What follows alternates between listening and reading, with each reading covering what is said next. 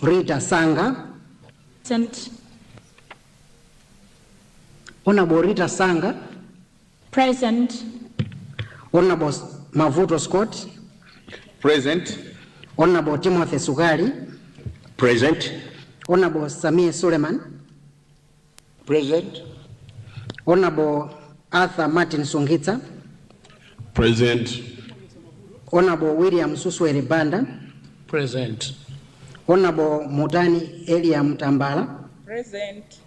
Honorable Bilal Musa Tambuli. Present. Honorable Gerard Tasaugadala. Present.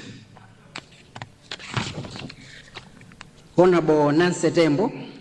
Present. Honorable Toko Tembo. Present. Honorable Lasken Vigaro. Present. Honorable Patricia Whiskes. Present.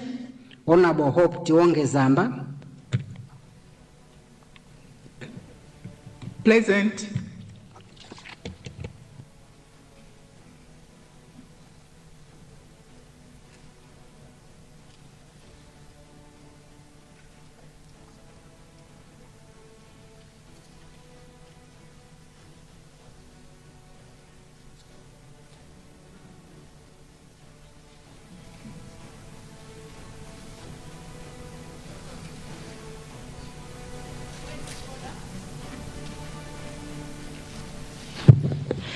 Honorable Francisca Teula Masamba. Honorable Thompson Kamangira.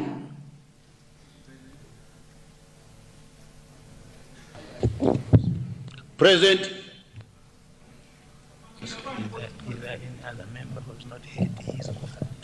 Honorable members, is there any other honorable member who has not heard his name, his or her name? Thank you.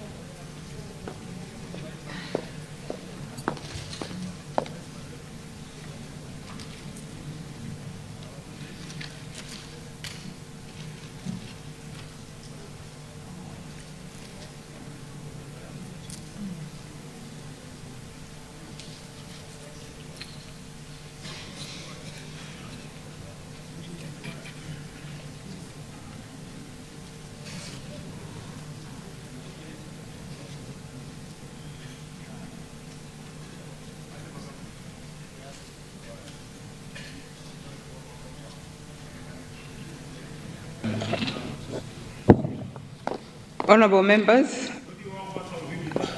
after the roll call, it has been established that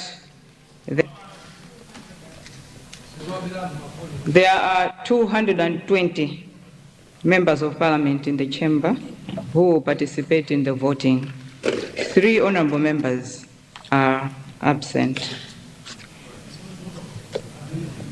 Honorable members, I will now call upon the honorable members who submitted the nominations for the position of Speaker to move a motion on their respective nominations. However,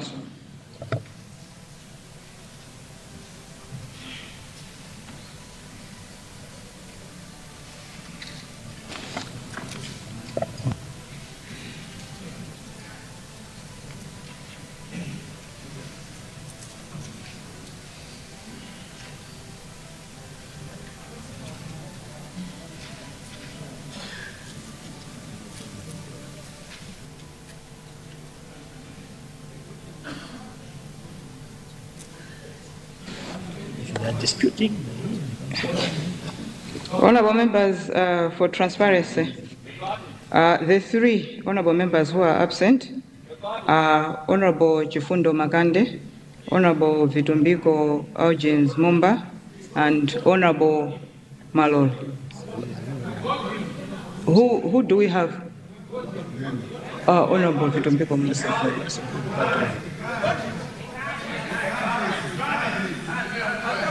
Thank you very much.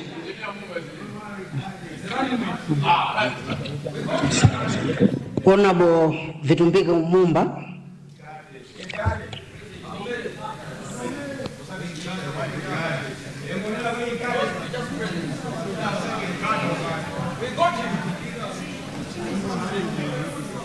so it means in this case, Honorable Mumba, we see you, so it's fine. You are present.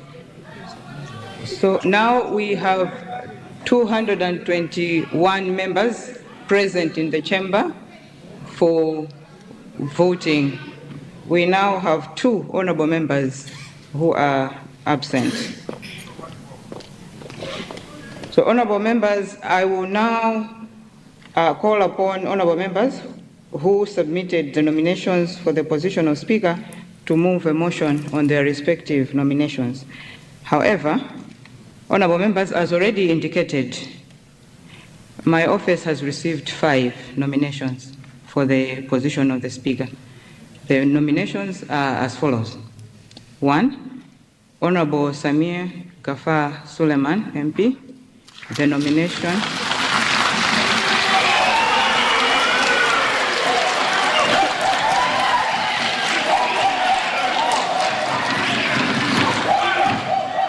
The nomination, honorable members, was received at 10:04 a.m. today, 29th October 2025.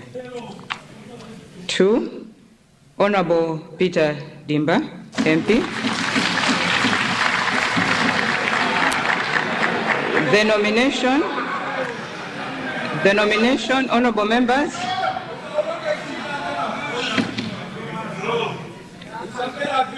the nomination was received at 11:25 a.m. today, 29th October 2025. 3, Honorable Sandram Scott, MP. The nomination was received at 11:55 a.m.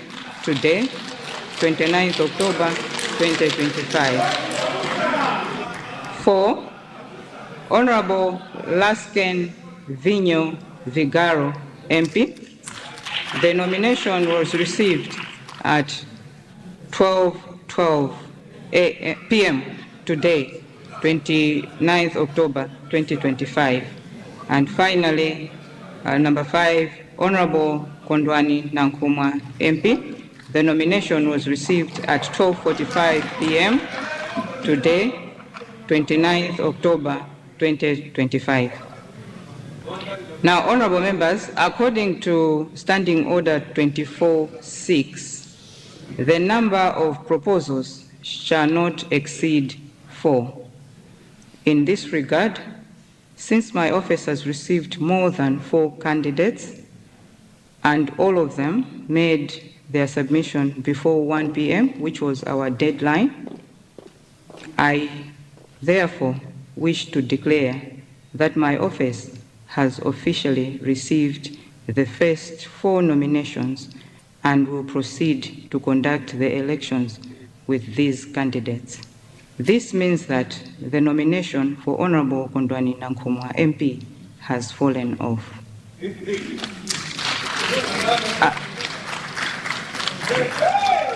Honorable members, I will now start to call upon the honorable members who made the nominations to move their motions. I will start with Honorable Member for Karonga Central to move for the nomination of Honorable Samir Gafar Suleiman, MP. You have the floor, Honorable Member.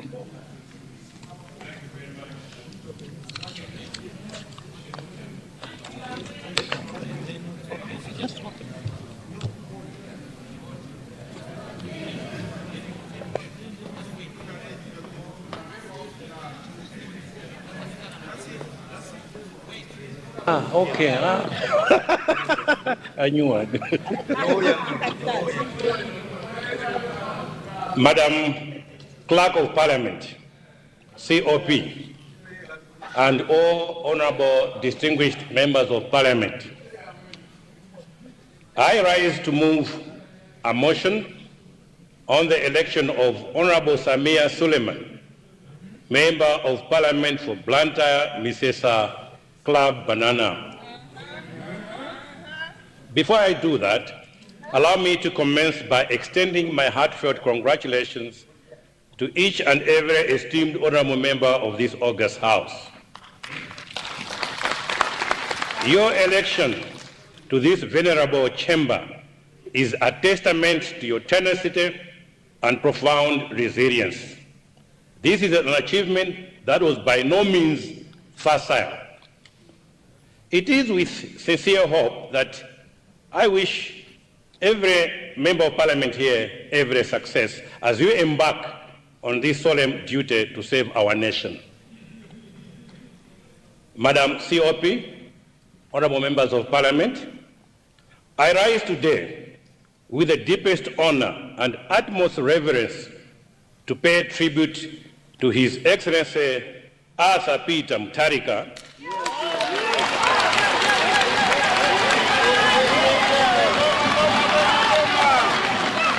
President of the Republic of Malawi, whose exemplary leadership and visionary acumen have culminated in the judicious appointment of Honorable Samir Suleiman as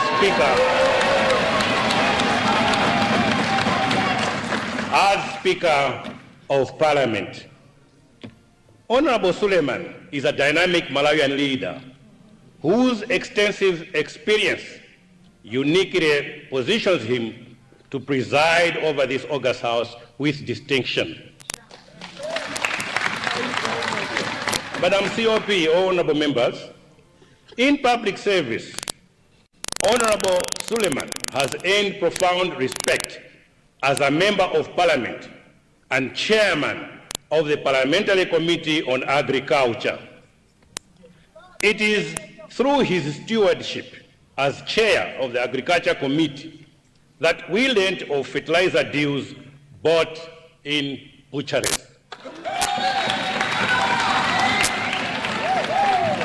Through his leadership, the Agricultural Committee of Parliament played a crucial role in overseeing the operations at the Ministry of Agriculture, an act that showed us the rot in the then government.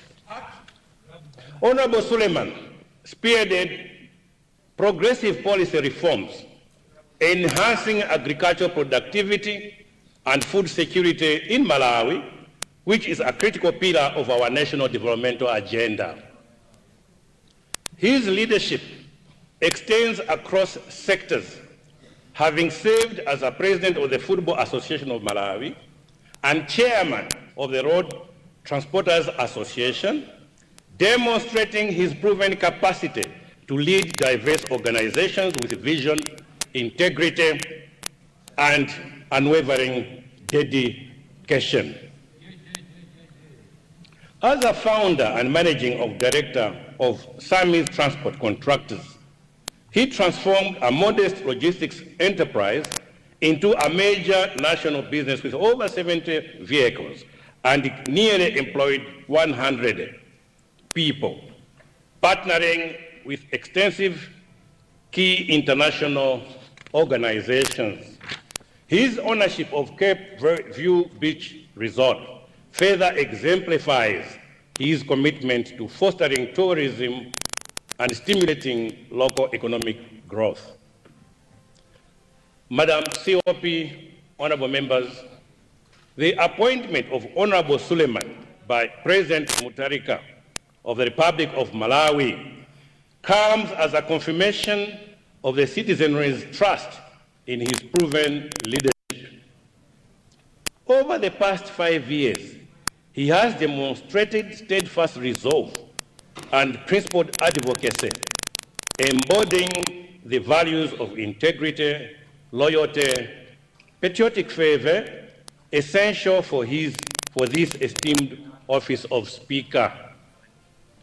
This deliberate and commendable appointment reinforces the imperative synergy among the tripartite organs of government, namely the executive, legislature, and the judiciary, whose harmonious collaboration is indispensable to advancing Malawi's socio-economic welfare. Any disruption to this unity would betray the solemn trust bestowed upon us by the people and jeopardize the foundations of our democracy. Madam COP, honorable members of Parliament, in light of these considerations, I implore all honorable members of this august House to embrace and champion this appointment with unreserved support. Let us collectively elect Honorable Samia Suleiman as Speaker of the National Assembly as we relentlessly pursue our noble duty to serve the people of Malawi with unwavering honesty, dedication, and unity. Together, let us honor the sacred trust reposed in us by our citizens, forging a unified front to realize the developmental aspirations that our beloved nation so richly deserves. It is now my honorable duty, Madam COP and all honorable members, to therefore nominate the name of Honorable Samia Suleiman, MP, as the Speaker of the Malawi National Assembly. I beg to move.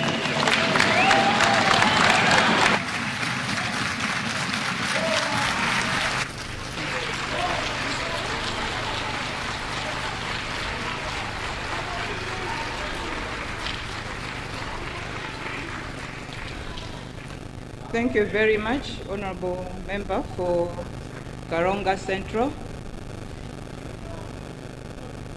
May I now ask Honorable Member for Cholo Tava to second the nomination.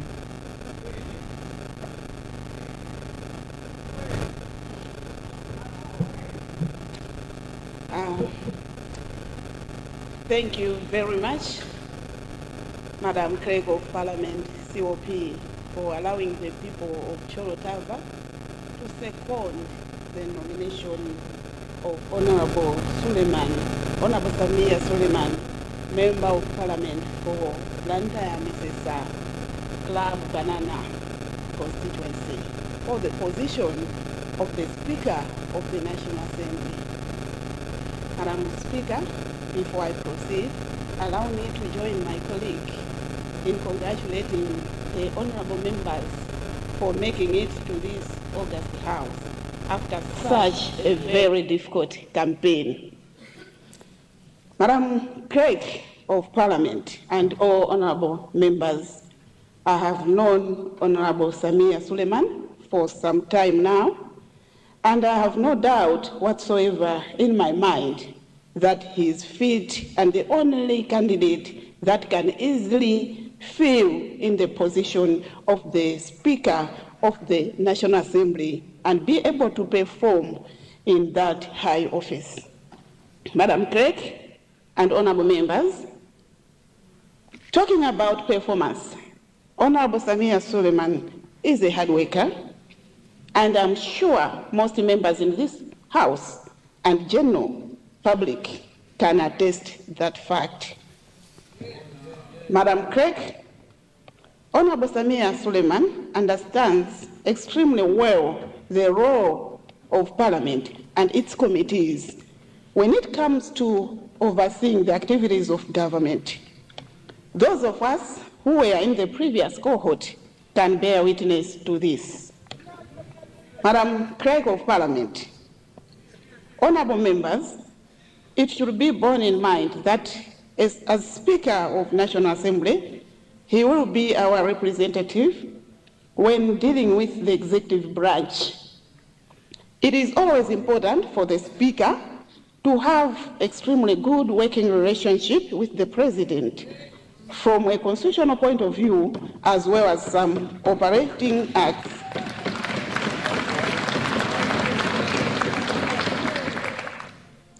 As such as National Assembly Emoluments Act, Parliamentary Service Act, etc., etc. Honorable Samia Suleiman scores highly in that regard. In terms of interpersonal dynamics, I stand here to bear witness of his good character as an individual who is accommodating, understanding, and above all, very helpful. Madam Clerk of Parliament, I am therefore appealing to all members in this House to overwhelmingly vote for him to be our next Speaker of the National Assembly. I therefore, Madam COP, recommend his name to you, all honorable members, and you, Madam Speaker. Thank you so much.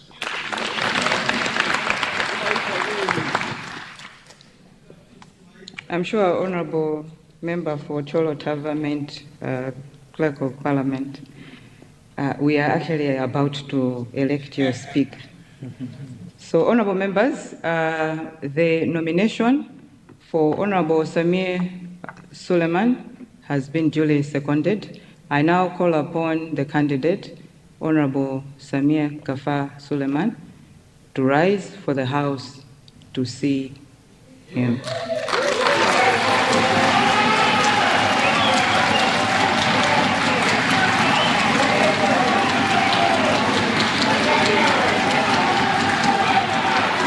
Thank you. Thank you very much. Thank you very much, honorable member. Honorable members, I now call upon honorable member for Dedza Mlunguzi to move for the nomination of Honorable Peter Demba. Dedza Mlondoni. Dedza Mlondoni.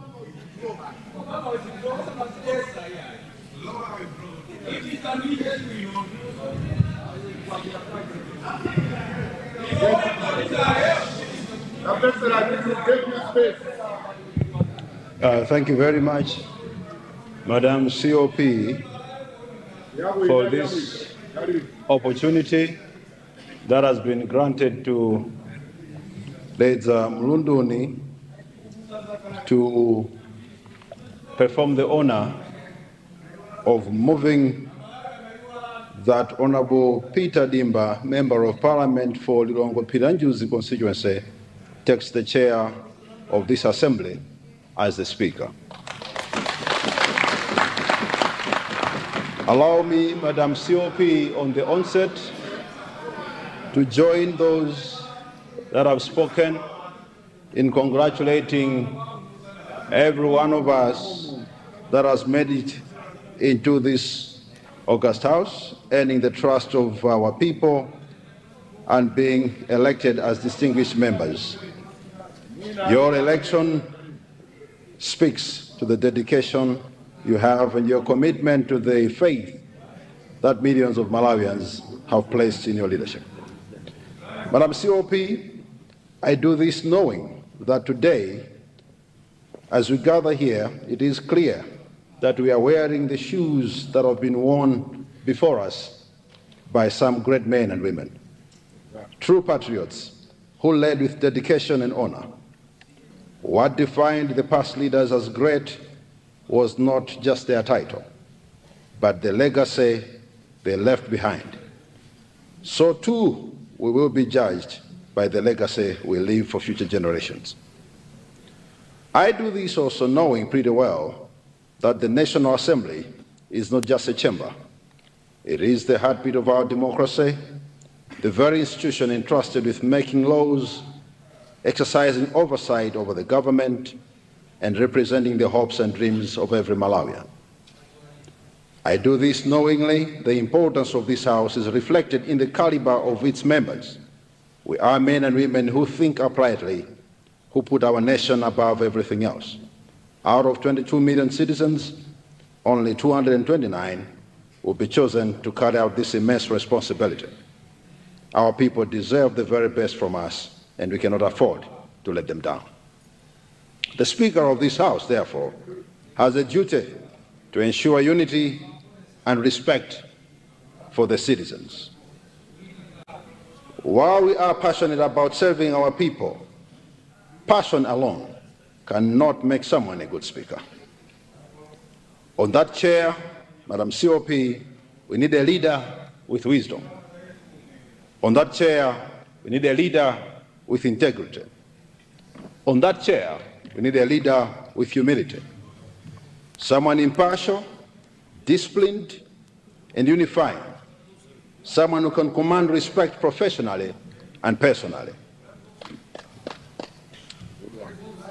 It is in this spirit that once again I stand to nominate Honorable Peter Dimba for election as the Speaker of this august House.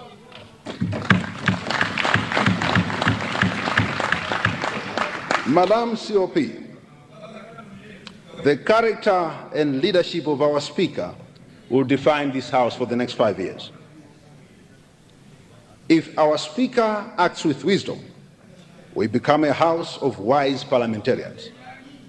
If the Speaker acts otherwise, we are all judged by that standard.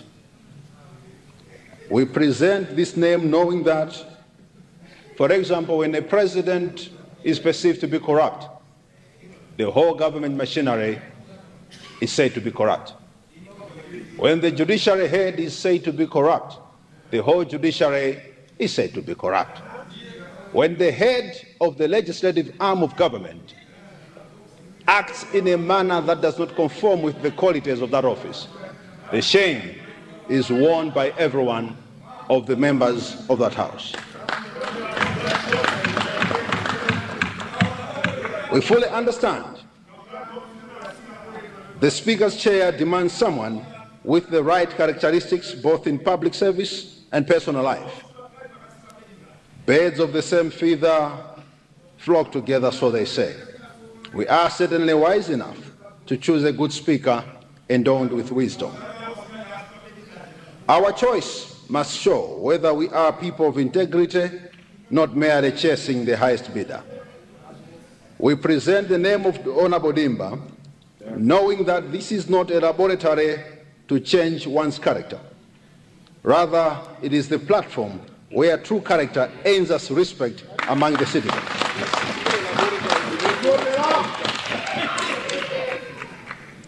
I do this understanding pretty well that our character in life shapes what we become in future.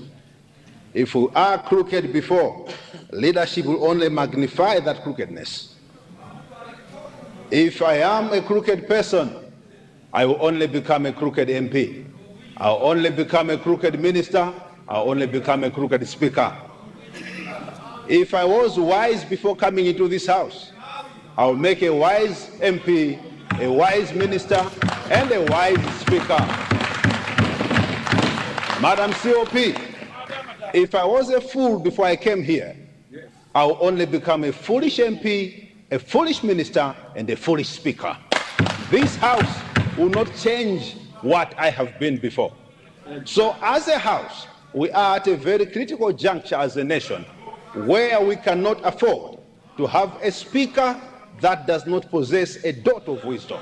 We need a speaker that will uphold the dignity of this institution. Madam COP, the young man Peter Dimba, born on 5th March 1982, since 2014, he has represented the people of Lilongwe Pilanjuzi, previously known as Lilongwe South. He began his journey as an independent MP, allowing him a deep understanding of independent MPs and impartiality in this House. His career includes service as a Minister of Labor, Deputy Minister for Transport and Public Works, giving him invaluable insight into the workings of government. As chairperson of the Legal Affairs Committee, he has been at the forefront in scrutinizing all bills and subsidiary legislation, fighting for rule of law, good governance, anti-corruption, human rights, and justice. His contribution goes beyond Malawi, serving as a board member of the African Parliamentarians Network Against Corruption at the continental level, and Secretary General of the South African Parliamentarian Network Against Corruption at the regional level. In addition, he has served in the Public Appointments Committee, Public Accounts Committee, Budget Committee, Health Committee, and Agriculture Committee. Before Parliament, Honorable Dimba was Director of Finance and Administration at Children of the Nation International, Principal Finance Analyst with the National Local Government Finance Committee, and an accountant at Opportunity Bank of Malawi. He is an academic. He is an academic. I repeat, he is an academic with a Bachelor of Accountancy from the University of Malawi, the Polytechnic. And Honorable Dimba, he holds a Master's in Financial Management from Chancellor College of the University of Malawi. As he seeks this position, he comes with a clear agenda: to uphold the dignity and decorum of this House, to preside with impartiality and objectivity, and to advance the welfare of all members.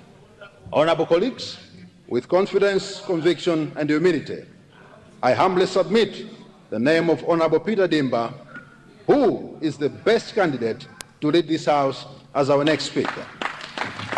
As we vote for Honorable Dimba, we vote for someone whose character will be mirrored, whose character will mirror what we are as a people of dignity. I respectfully request you all to honor the National Assembly and those you represent by voting for a man whose credentials, experience, and character tick every box of a good Speaker.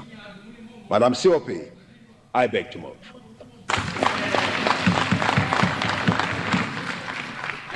Thank you very much, Honorable Member for Dzamlunduni. I now call upon Honorable Member for Lilongwe Msinja South to second the nomination.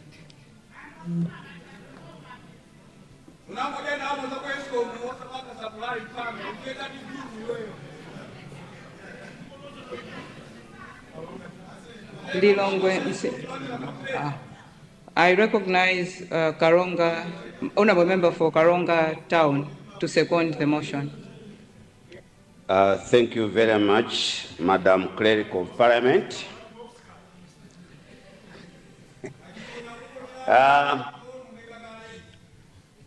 Madam Clerk of Parliament, I rise on behalf of the people of Karonga Town constituency to second the motion moved by my honorable colleague to actually submit the name of Honorable Peter Dimba of Karonga Pilanjuzi constituency to be the Speaker of this House. A lot has been said. The qualities that my honorable colleague has indicated, I don't think there's anyone who can beat them. Madam Clerk of Parliament, Leadership is about integrity. It's about experience. It's about sober behavior. It's about service. All these are in Honorable Peter Dimba. Honorable members, don't make any mistake, because we have 5 years to go, and we need someone who can moderate the debate in this House sincerely, with sober mind. And Madam Clerk of Parliament, I don't want to dilute what my honorable colleague has said. I therefore sincerely second the motion that Honorable Peter Dimba should be the Speaker of this August House. Thank you. Thank you very much, Honorable Member for Karonga Town.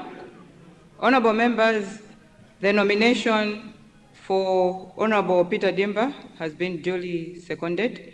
May I now call upon the candidate, Honorable Peter Dimba, for the House to see him.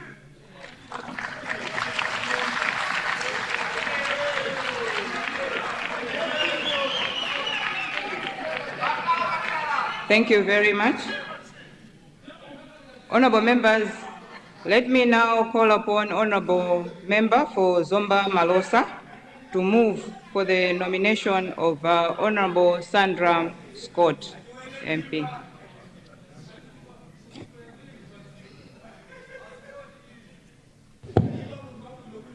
Thank you so much, Madam COP, for letting people of Zomba Malosa to give their nomination of Mavuto Sandra Scott for Choro Tegerani. Zomba Malosa would like to nominate Mavuto Sandra Scott because it feels like, let him also try his luck. I've known him from last cohort. I think he has qualities of being a speaker. Thank you.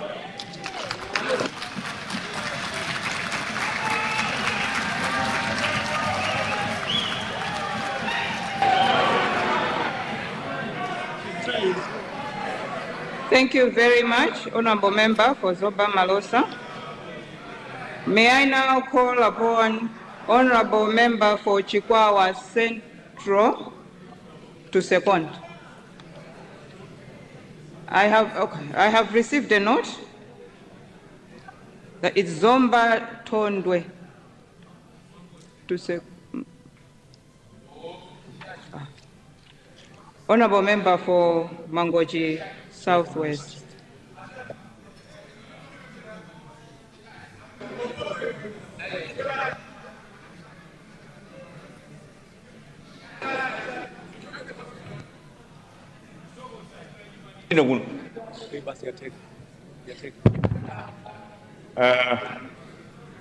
Good afternoon, Madam Clerk of Parliament and all members. I'm here to make a secondment, but before I do so, you allow me to say a few words. First of all, to thank His Excellency Professor Arthur Peter Mutharika for taking us from opposition into government. It hasn't been easy, it was tough, and with his leadership, here we are seated here. We thank God for this victory. Second point is, before I make the nomination, is to put my weight on Honorable Sameh Suleiman. He is a man that deserves to be the Speaker of Parliament. And I invite all of you to vote for him. Having said that,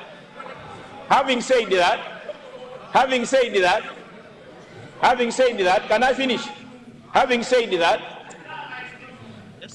that, may I make my nomination? Members, may I make my secondment? I will allow you to move your points of order after the secondment. Madam Clerk, Honorable I Member want to second Honorable Member for Mangochi Southwest.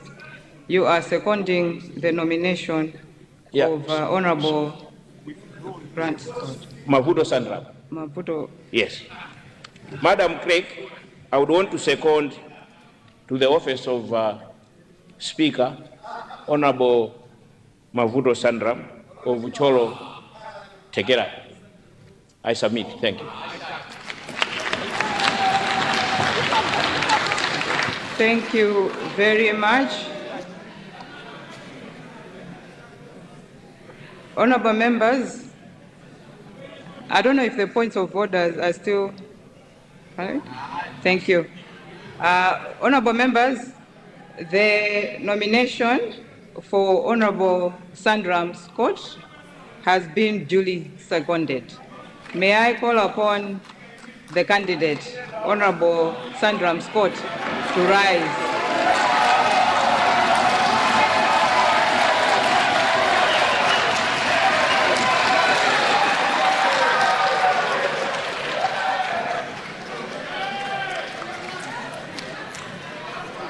Thank you very much, honorable members. May I now, honorable members,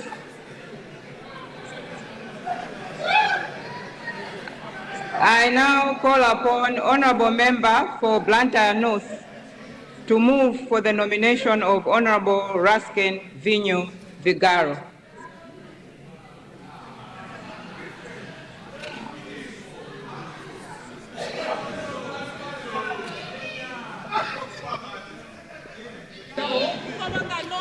Thank you, Madam Clerk of Parliament.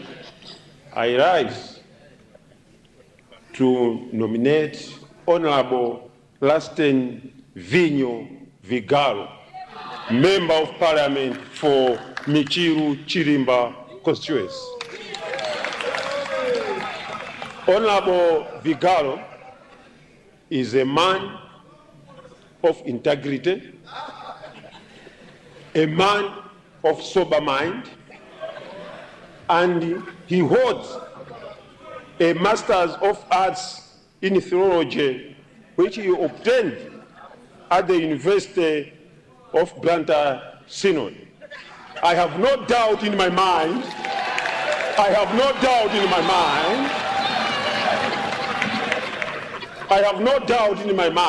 that Honorable Vigaro can make a very good speaker.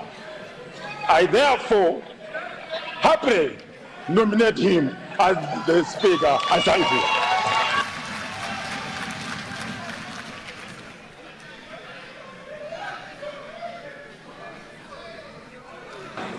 Thank you very much, honorable member for Blantyre North. I now call upon honorable member for Zomba Tondwe to second the nomination.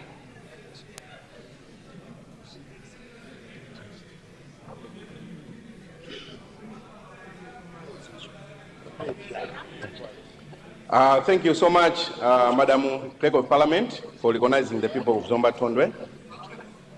I rise here to simply second the nomination of Honorable Vigalo, the Honorable MP for Blantyre City Chirimba constituency, simply because he is a fantastic leader. I submit, Honorable COP. Thank you. Honorable members, the nomination for Honorable Ruskin Vinyo Vigaro has been duly seconded. I now call upon the candidate, Honorable Ruskin Vinyo Vigaro MP, to rise so that the House can see him.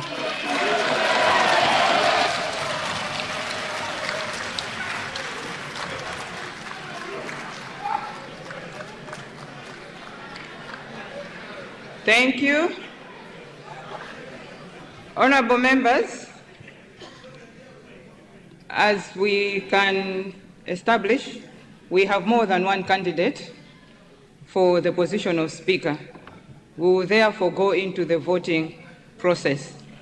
Let me now outline the arrangement that has been made for voting, counting, and announcement of results. Honorable members will be called one by one in alphabetical order to come forward to collect a ballot paper from a member of staff who will stand in front of the clerk's table.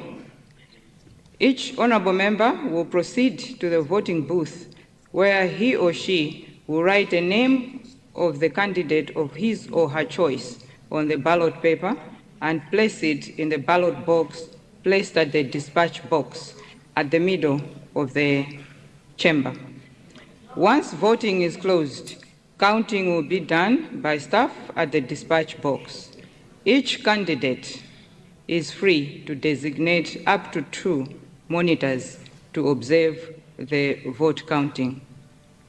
The clerk will receive the results from the counting personnel and will declare the winner to the House. After announcing the winner, the proposer and seconder of the nomination will conduct the elected speaker to the table to subscribe to the oath of office before His Lordship, the Honorable, the Deputy Chief Justice.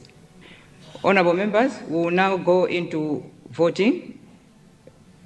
Firstly, let me now ask one of the members of staff to show the House the empty ballot which is at the dispatch box.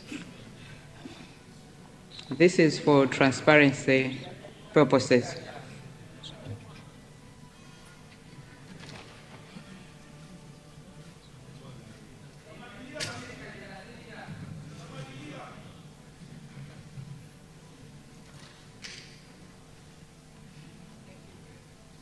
Thank you very much, honorable members. Next, let me explain on the voting booths. As you can see, we have 2 on both sides of the front. So, honorable members on my left-hand side, once called, will proceed, will use the box, not the box, the booth on my left, and those to my right, once called, will use the booth to the right. This being a secret ballot, let me ask members of the press to move away from the voting area, especially to my left.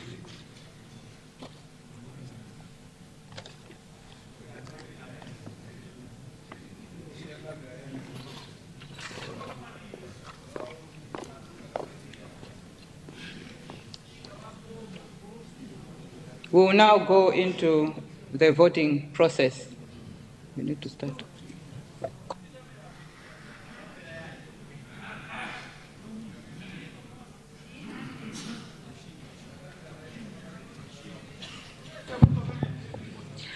Honorable Karim Elias Abdu.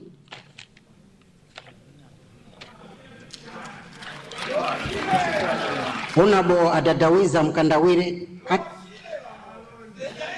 Honorable Yona Adadawiza Mkandawire. Honorable Aisha Anne Adams.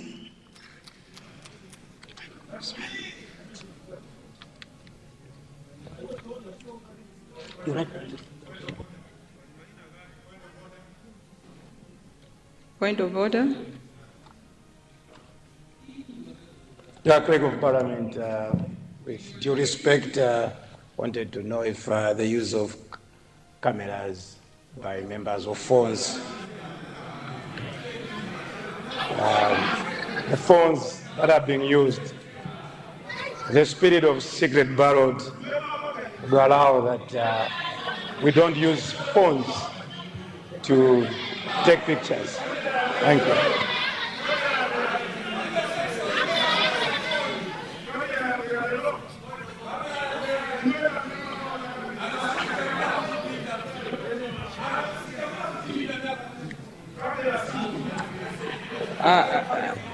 Honorable members, if I heard the point of order, it was about honorable members taking their phones with them to the booth.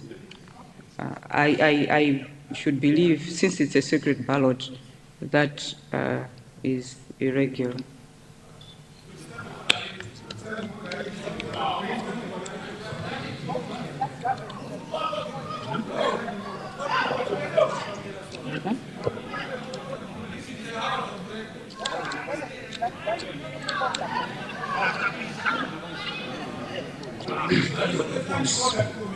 Standing Order 202. You can only use mobile phones and such devices with the leave of the Speaker. So we are electing the Speaker now. Mobile phones will not be allowed in the voting booths.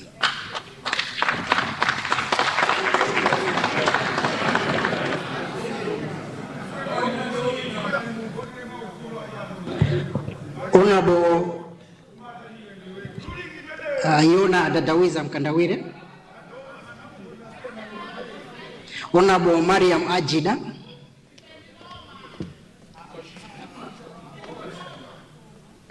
Honorable Alexander Mwisho Chirikumtima,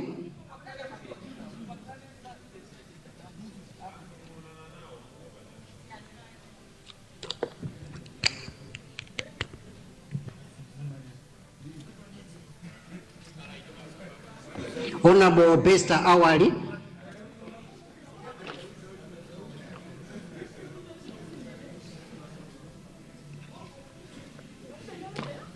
Honorable Tyros Abdul Bagiri,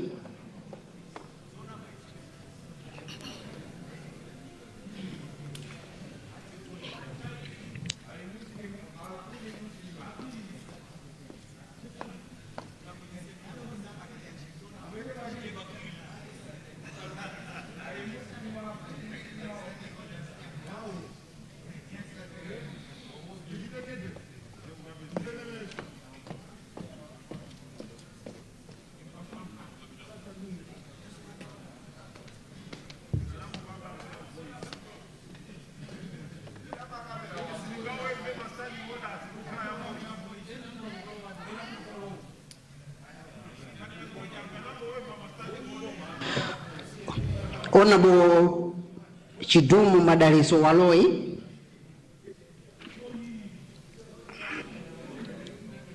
Honorable John Jackson Bamose,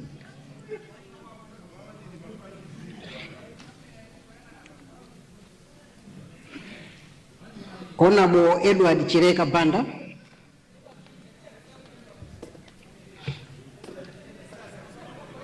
Honorable John Francis Bande,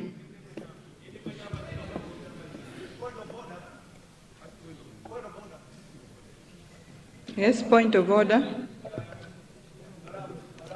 COP, I'm wondering whether this is an outright voting pattern to demonstrate who is voting for what. But if it is not, then why can't we use both sides, even if the line is here, to make sure that we fasten the process? I beg to move. That is well noted. That is well noted. Colleagues, we can use both.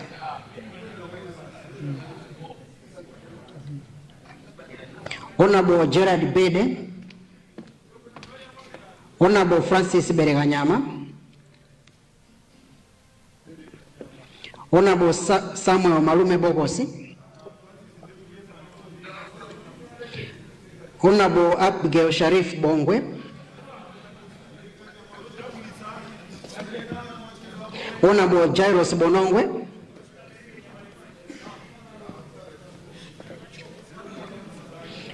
Honorable Mphatso Boti Piri, Honorable Pirilani Bulea, Honorable Moses Chagana,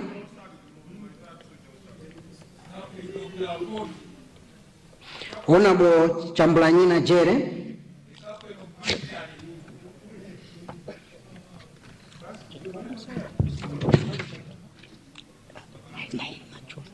Honorable Moses Mike Chagana, Honorable Emmanuel Jere Chambulanyina,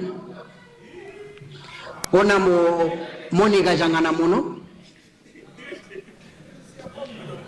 Honorable Monica Jangana Muno, Honorable George Chaponda, Honorable Feston Jauma,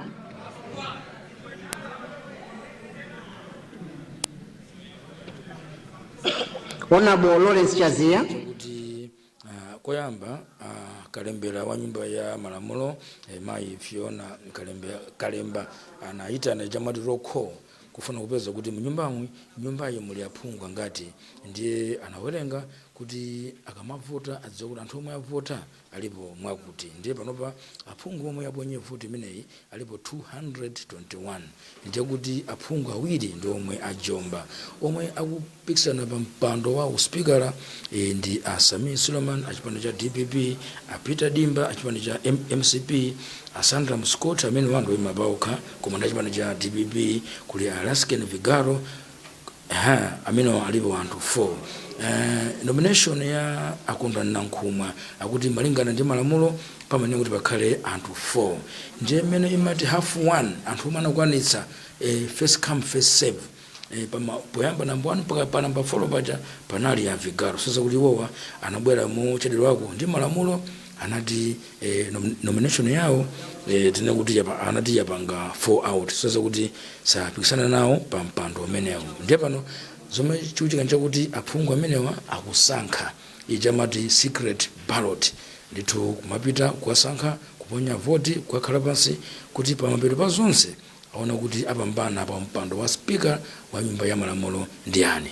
Chapo tinaonanso ndithu mwambo wake mmene unachitira nchoti maina amene amatchulidwa mnyumbayi kuti apikisana amachita kutchulidwa ndi munthu wina kena kubwera wina odzayikira umboni timaona tu awira kwache kenena bwino anthu amene akwafotokoza mbiri yawo ndi zimene amachita ponso kuti nchifukwa chani akuona kuti owa ndoyenera kuti akhale pa udindo.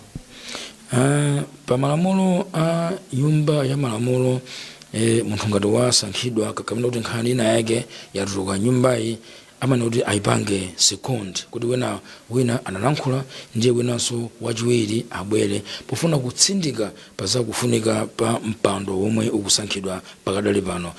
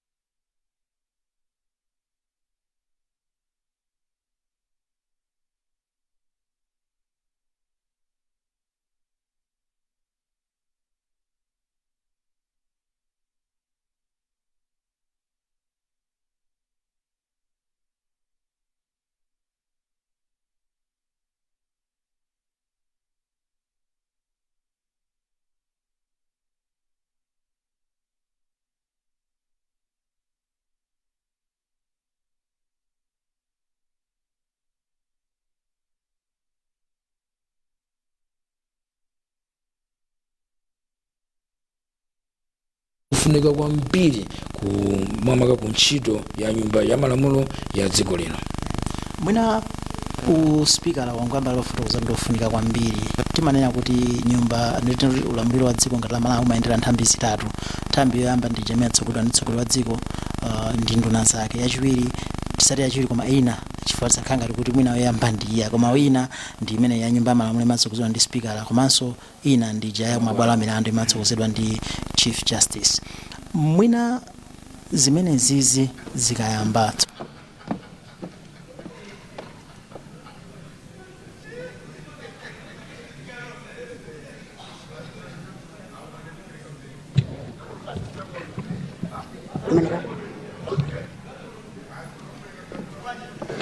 Honorable Oliver Jimangeni.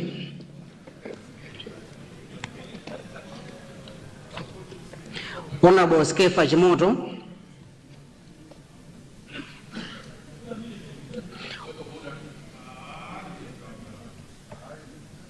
Point of order.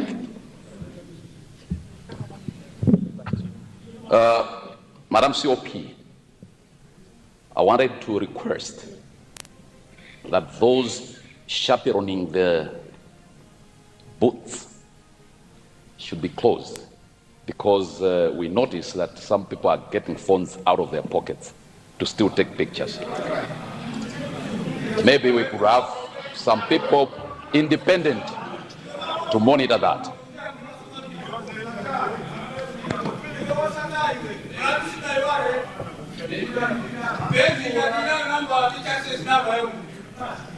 Honorable member, that is noted, and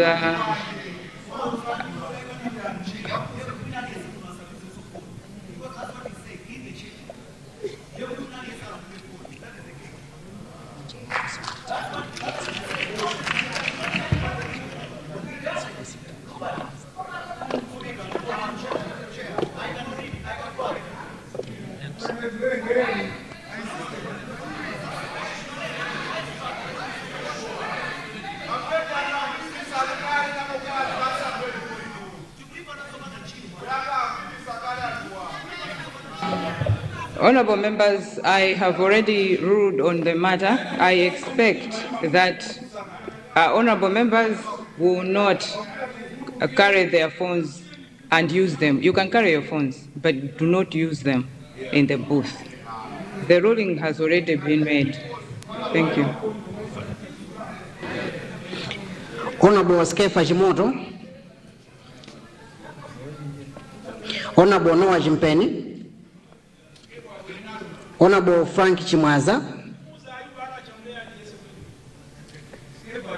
Honorable Richard Chimwendo,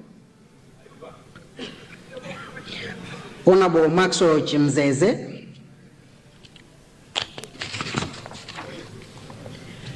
Honorable Marco Ezra Chingonga,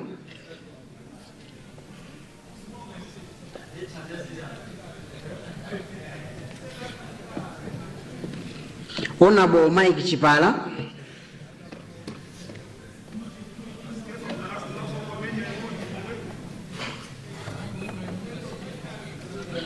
Honorable Chimwemwe Mazabuka Chipungu,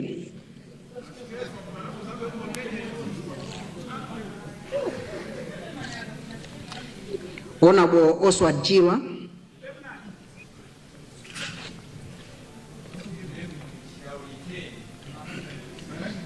Honorable Chikondi Chisale,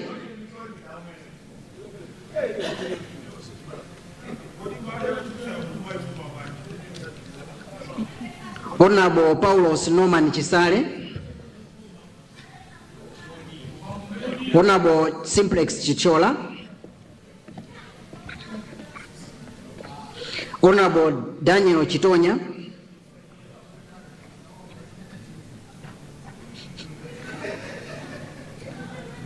Honorable Paulos Chiumia,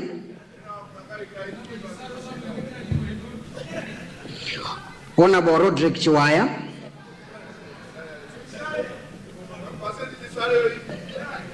Honorable Khadija Chunga,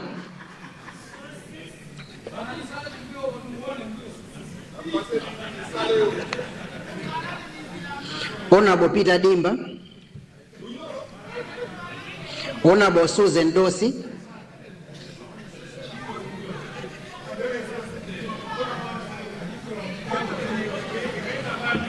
Honorable Tony Fletcher,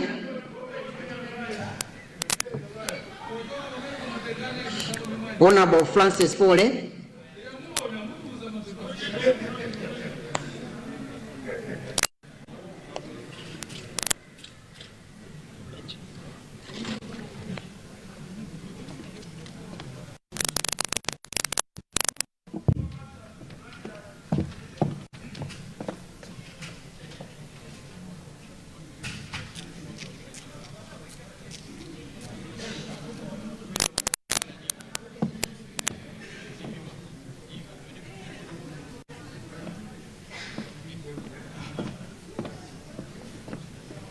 Honorable Francis Fole,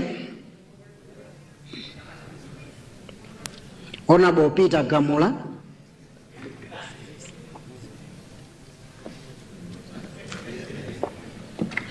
Honorable Mandela Gomeza,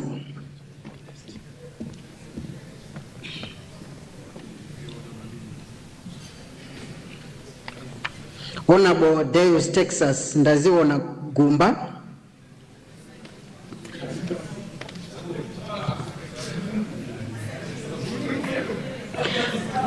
Honorable Sostin Alfred Gwengwe,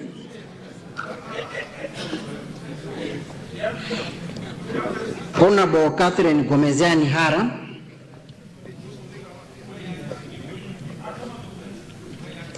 Honorable TAONANI Henry,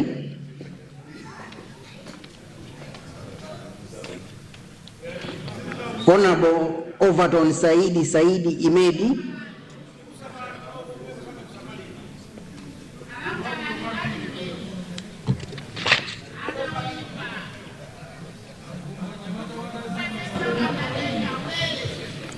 Honorable Mason Jambo,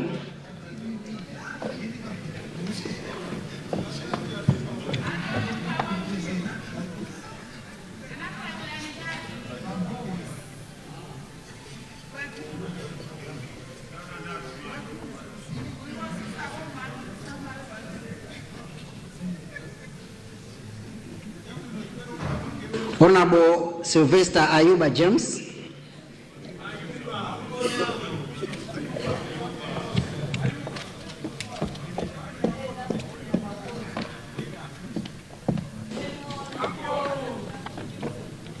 Honorable Grezeda Jeffrey,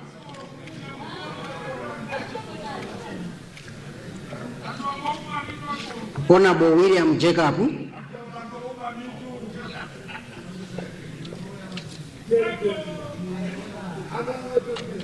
Honorable Esther Jorobala,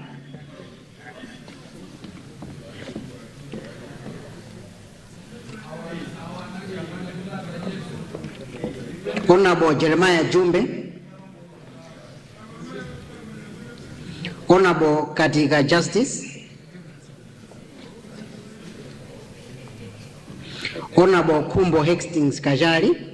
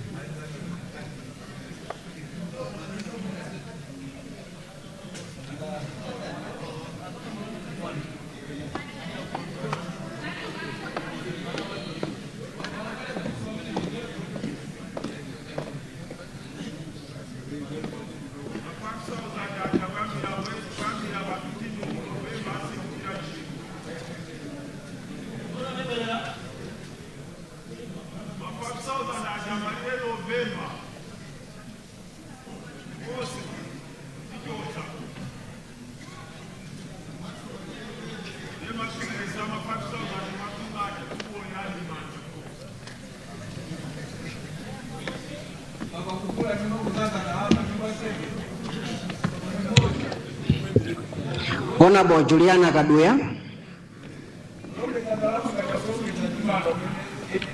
Honorable Arnold Kadzanja, Honorable George Jefferson Kadzipatike,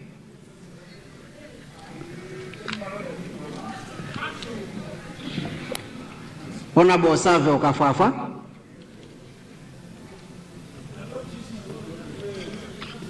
Honorable Wilford Jonas Kagona, Honorable Winston Kaimapanjira, Honorable Amina Kajia, Honorable Hastings Kajomba.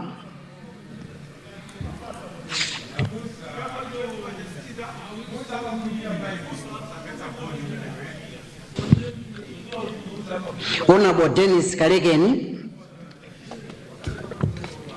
Honorable Patricia Anne Kaliati. Honorable Richard Kalirendere.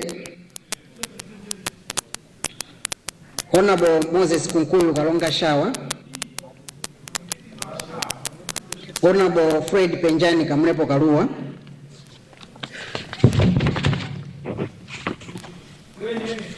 Honorable Mose David Kambala.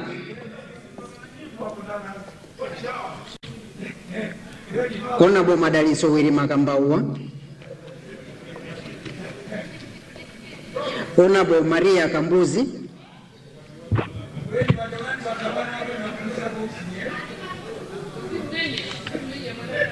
Honorable Anton Kamoto.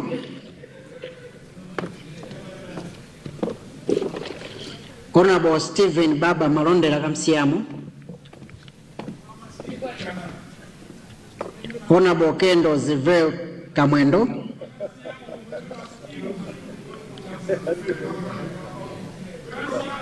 Honorable Ruben Kanyama.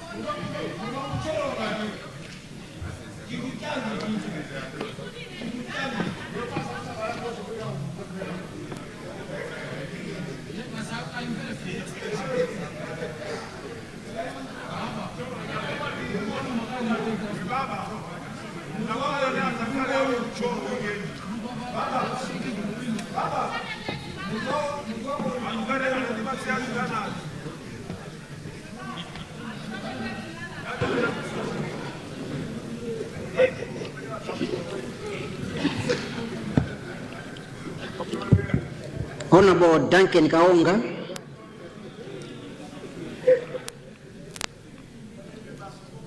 Honorable Wisdom Edgar Kapalamula.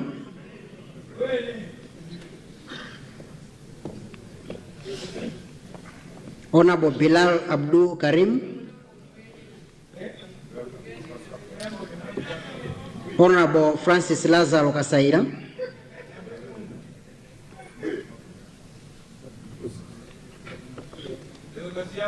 Honorable Flavia Casitom.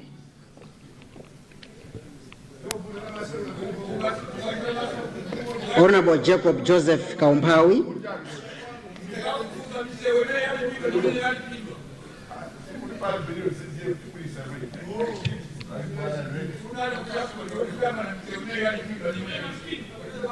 Honorable Simon Vua Kaunda. Honorable Feston Kaupa.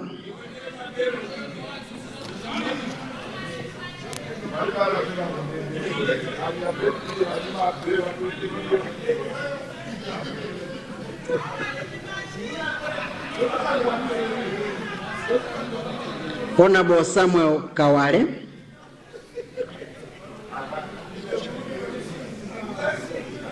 Honorable William Kaweche.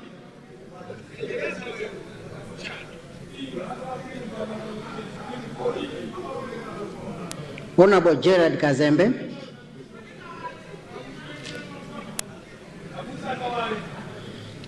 Honorable Ismail Bawila Kazembe.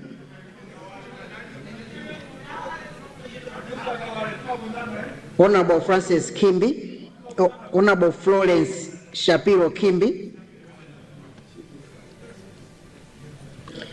Honorable Rodwell Kombeni.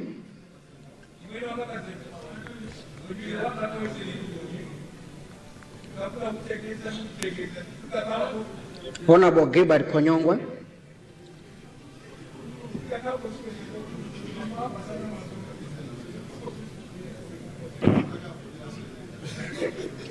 Honorable Aikem Kumwenda.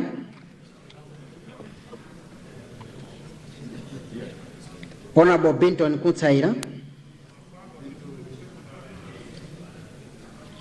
Honorable Grace Kwerebeta,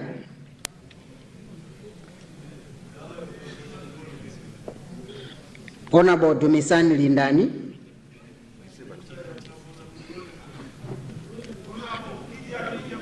Honorable Kingwell Lipuga, Honorable Noel Lipipa,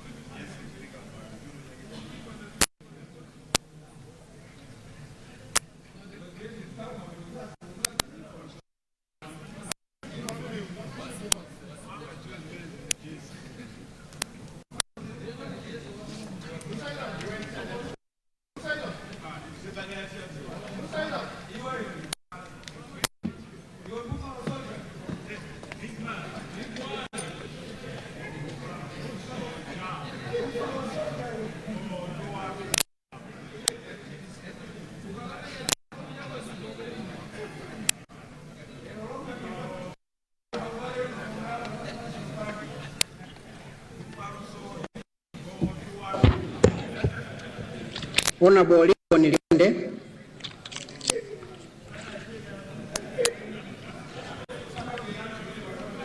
Honorable Thompson Kamangira,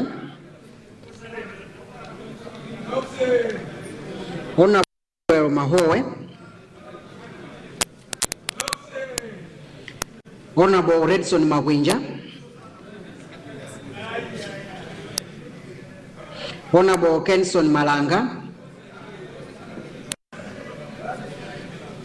Honorable Joshua Malango,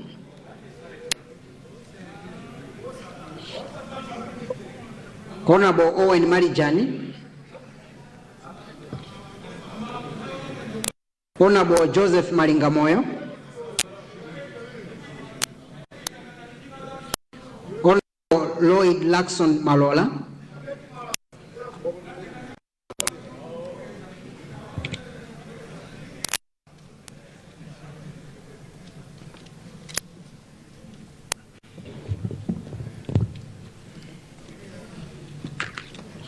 Honorable Matimes Malowa, Honorable Louis Malugula,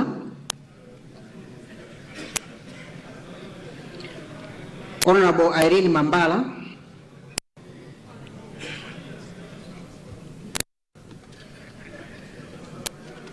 Honorable Anthony Masamba,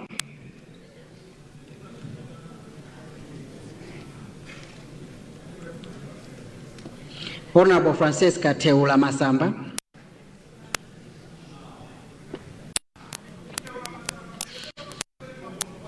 Honorable Bukons Matemvu,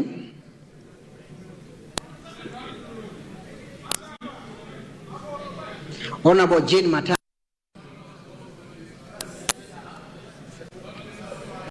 Honorable Guilford Maulidi,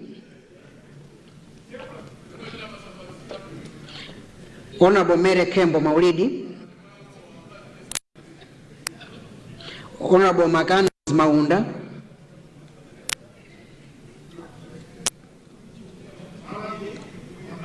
Honorable Emmanuel Mawindo,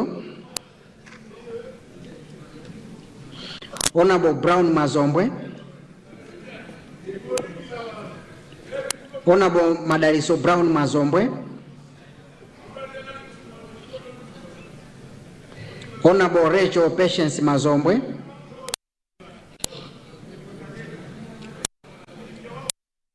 Honorable Godfrey Mbawa,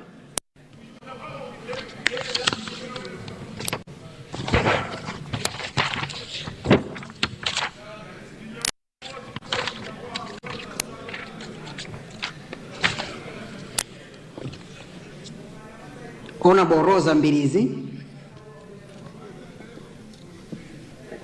Honorable Charles Nchaja,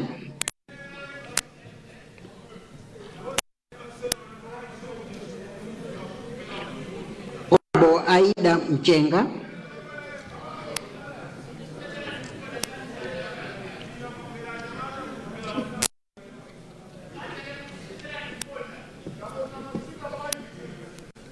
Honorable Jonathan Mfune, Honorable Jack Mhango,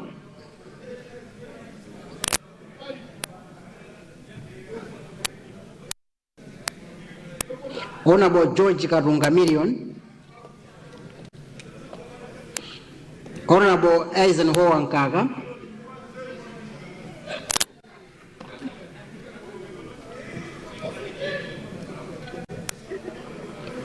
Honorable Frasco Nkandawire,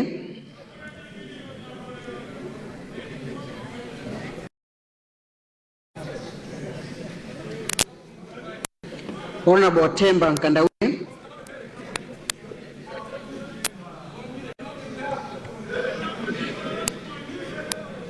Honorable William Peter Mkandawire,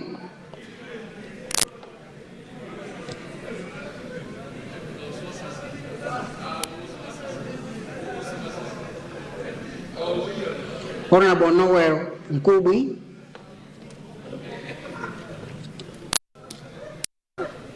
Honorable Razik Nkumba,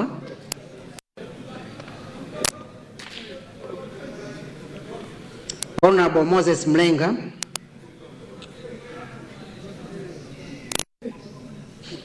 Honorable Maxwell Mjemu, Honorable Dailes Moses,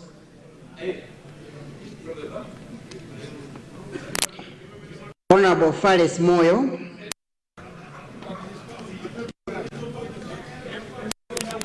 Honorable Kevin Pande,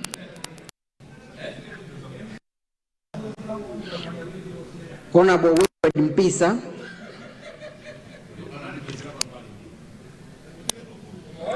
Honorable James Mpunga, Honorable Donex Mpuzeni,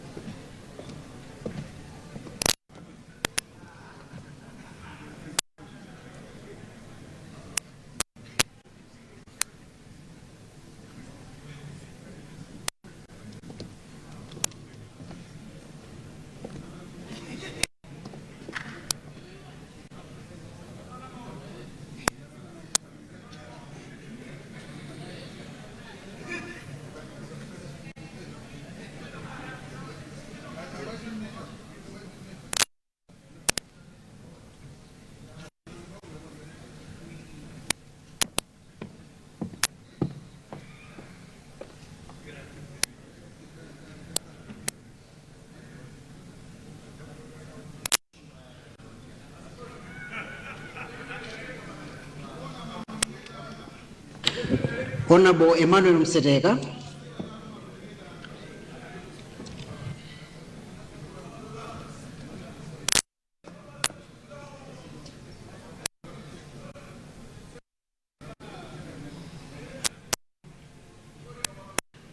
Honorable Emmanuel Mseteka, Honorable Gordon Msilimba, Honorable Ulemu Msungama, Honorable Jacob Mtambalika, Honorable Tulinje Muluzi, Honorable Mumba, Honorable Vitumbiko Mumba, Honorable Chance Muntali, Honorable Martha Muntali,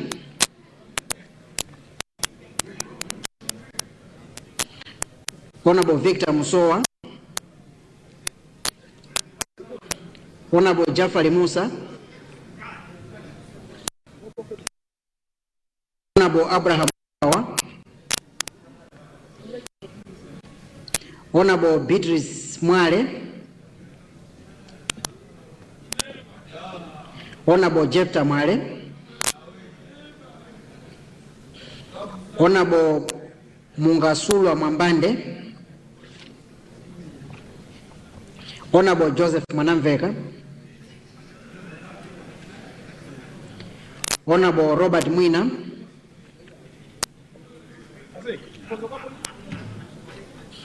Honorable Howard Nzambwe Uluwemba,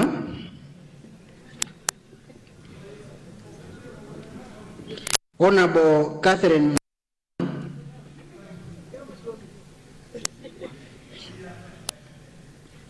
Honorable Shadrack Namalomba,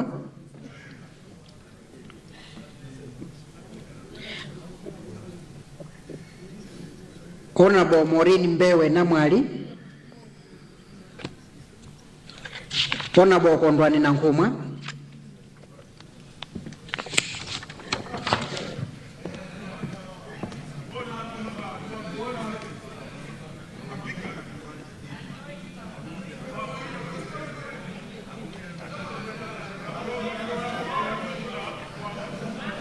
Honorable Gift Nankuni,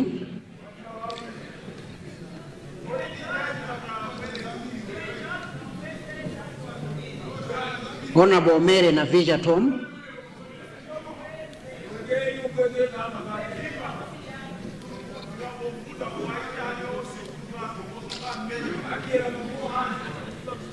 Honorable Macpherson Ndalama, Honorable Veronica Ndalama, Honorable Kenneth Ndovi,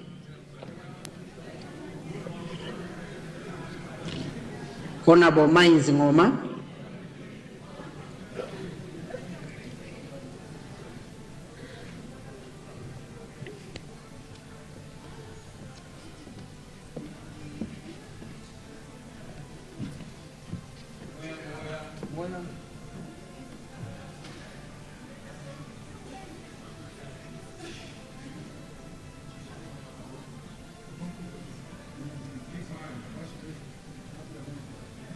Honorable Paul Ngoma,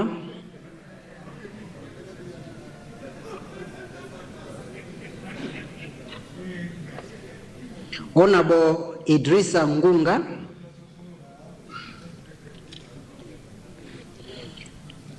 Honorable Wilson Kazembe Ngunga,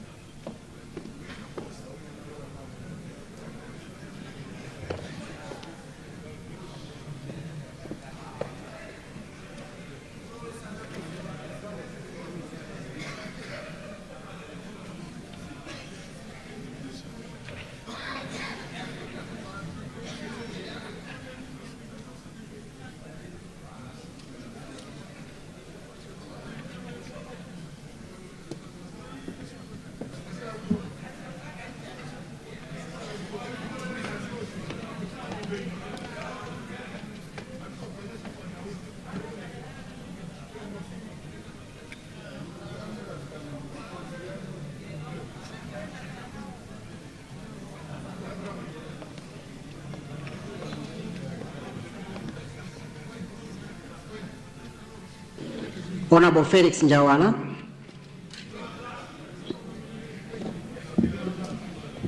Honorable Felix Nkoma,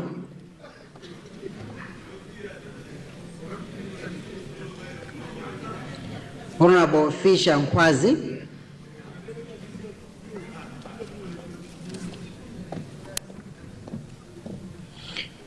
Honorable Mackenzie Nkwazi,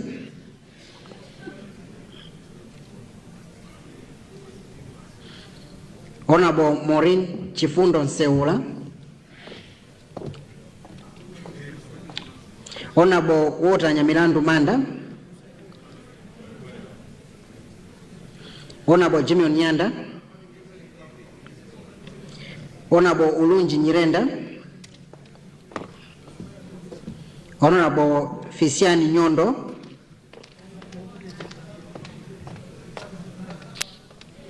Honorable Geoffrey Onsewa,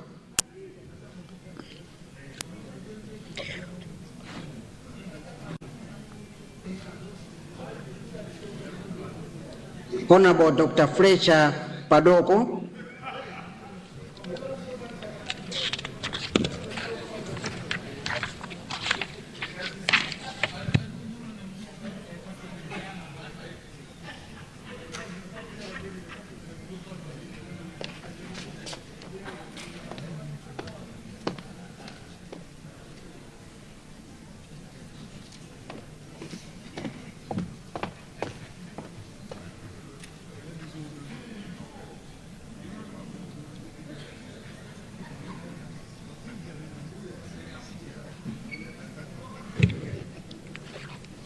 Honorable Enoch Pale,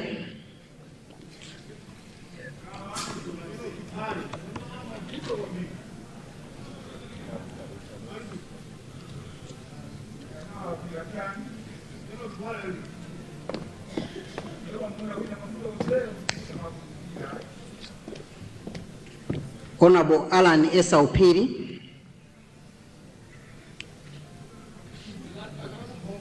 Honorable Ben Malunga Piri,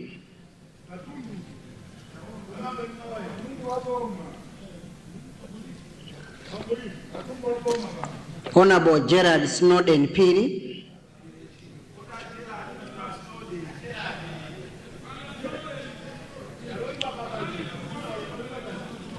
Honorable Samson Santiago Piri,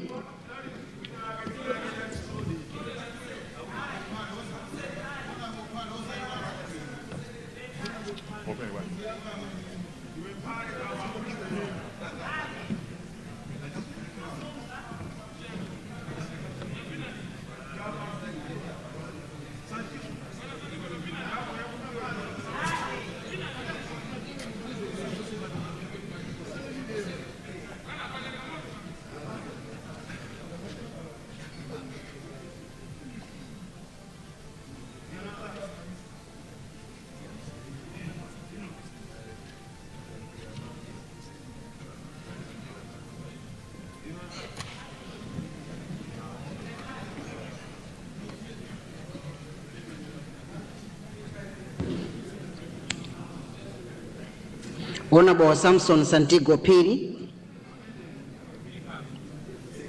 Honorable Aubrey Yang Piri,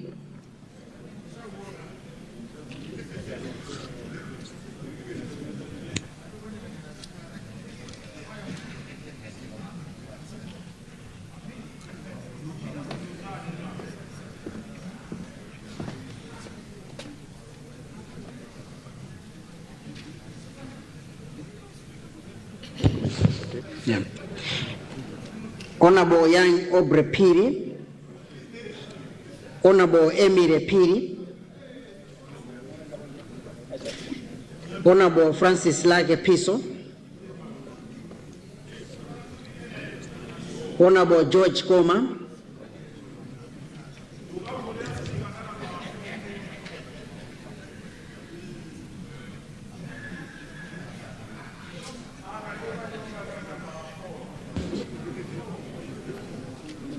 Honorable Ishmael Grant Rashid, Honorable Masauko Salijen, Honorable Rita Sanga, Honorable Mavuto Scott,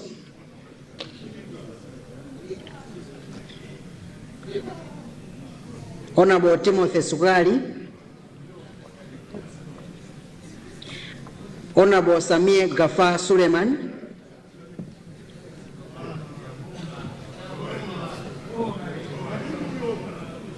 Honorable Arthur Sungita,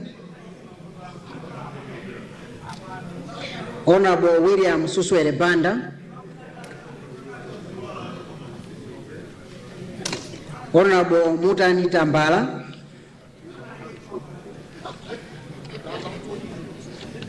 Honorable Bilal Tambuli,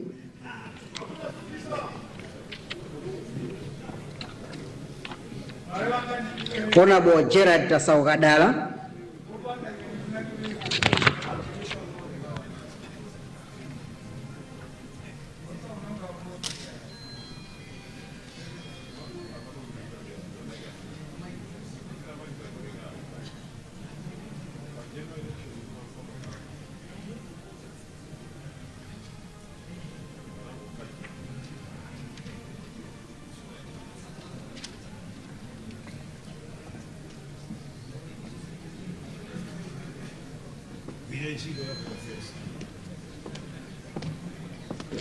Honorable Nancy Tembo,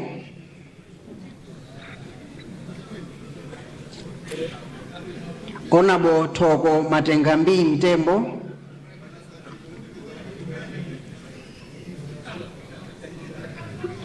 Honorable Laskin Vigaro,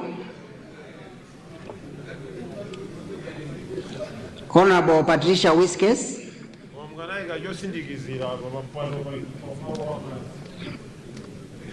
Honorable Hope Tiwonge Zamba,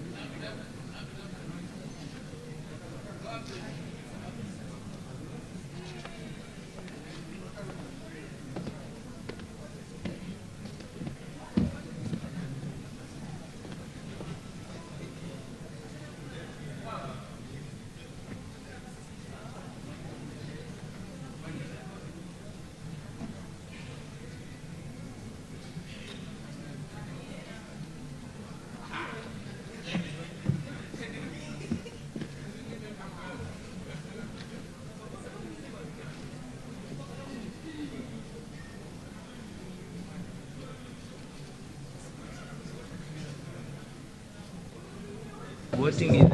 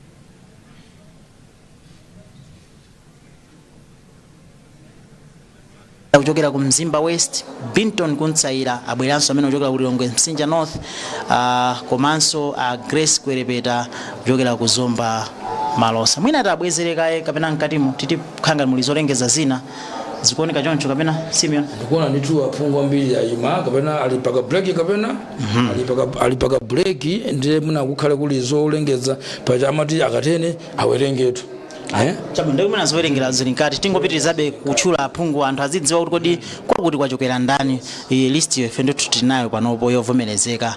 Grace Kwerepeta kuzomba Malosa, Dumisani Lindani munatchula kwambiri amene wakuzomba Thondwe, Kingwell Liphuka kuchokera kuzomba Matiya, No Lipipa kubwereranso kumeneku amene wandithuchokera ku Blantyre City, Chilomoni, Kabula na Ncholi. Kungotchula kuti madera onse amene anthu avotera kumeneko.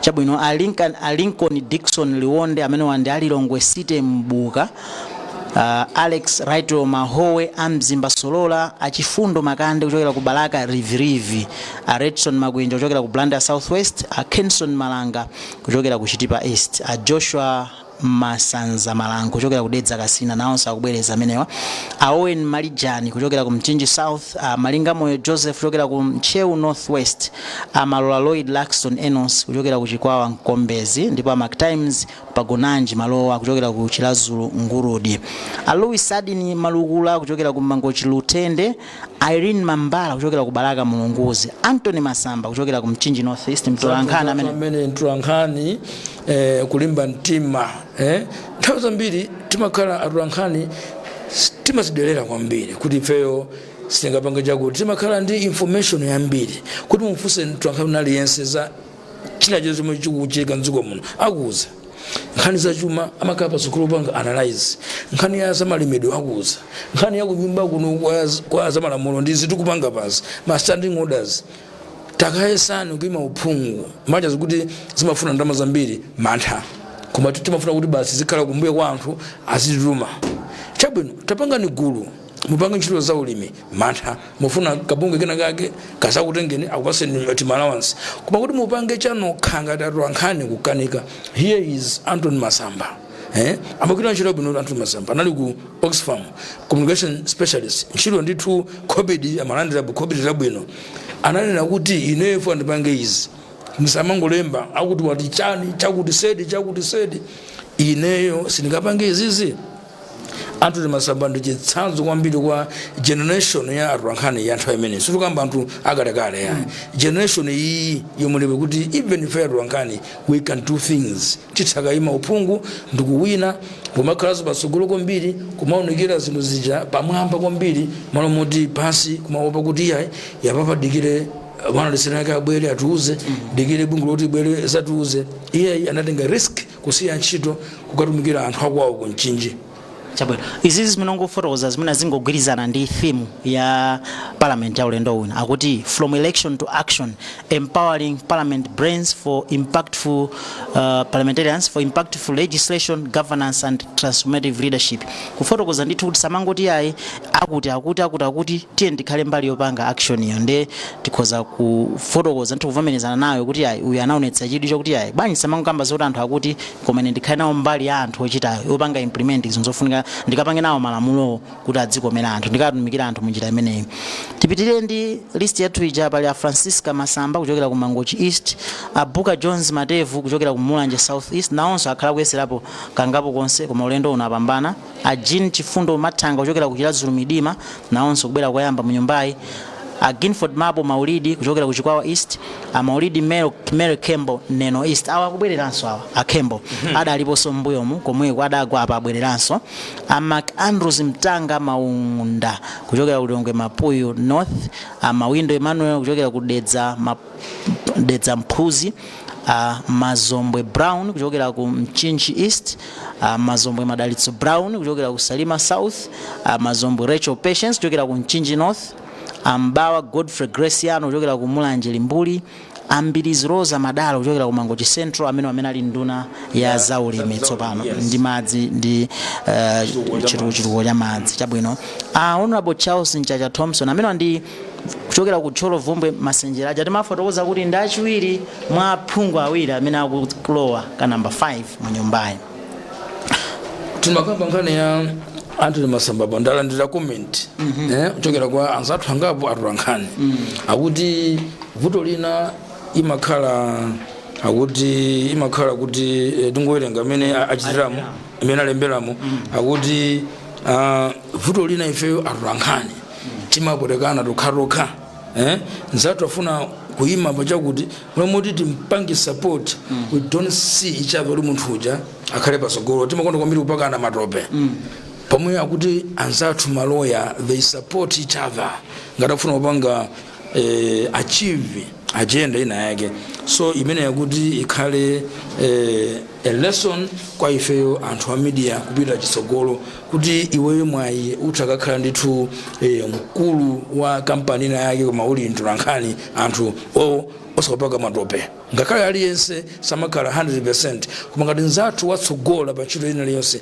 tiye timpange support kuti masomphenya omwe ali nawo akwaniritsidwe.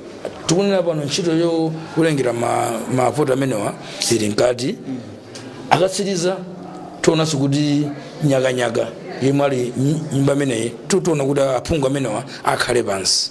Chabwino mwina ngopitirizabe kutchula mayina awa pakakhala uchititsa chidwi ndizikuuza kuti apaso tipala uchititsa chidwi ndi natchula dzina la Jean Matanga. Iyo adakhalapo commissioner wa Malawi Electoral Commission.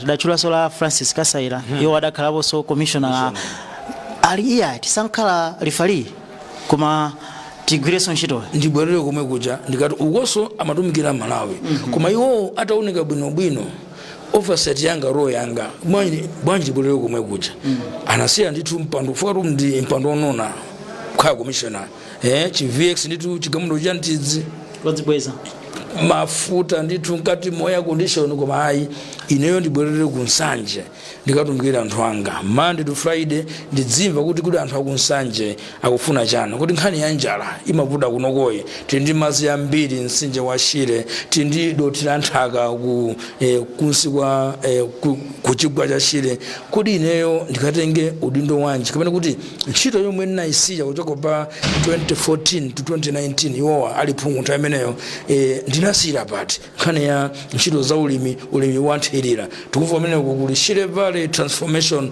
Project yomwe pakatali pano boma likumanga ngalande zomwe anthu azimanga makanala ndithu umeneko alimi amakhala ndithu timagulu ma cooperative kuti adzitha kulima ulimi ngati business malo mongulima matumba 10 kudya koma adzitha ndithu ngati alima chimanga chambiri pa pezekeretu achatimati ma off takers ngati alima thonje icha pakale anthu ogula kuti akalima agule ngati alima soya uja ma off takers akhaliretu koma zosazi kuti zitheke zimafunika upangiri kuyambira mwamba mukandi aphungu kandi antchito akatswiri antchito za ulimi. So phungu wa nyumba ya malamulo ali ndi udindo waukulu kwambiri. Ndibwera chifukwa chake akasayira anasiya commissioner ndikubweranso msanji kuti bwanji ndikatumikire anthu akwathu kwatengani ndi madera wena osiyanasiyana ngati phungu wa nyumba ya malamulo.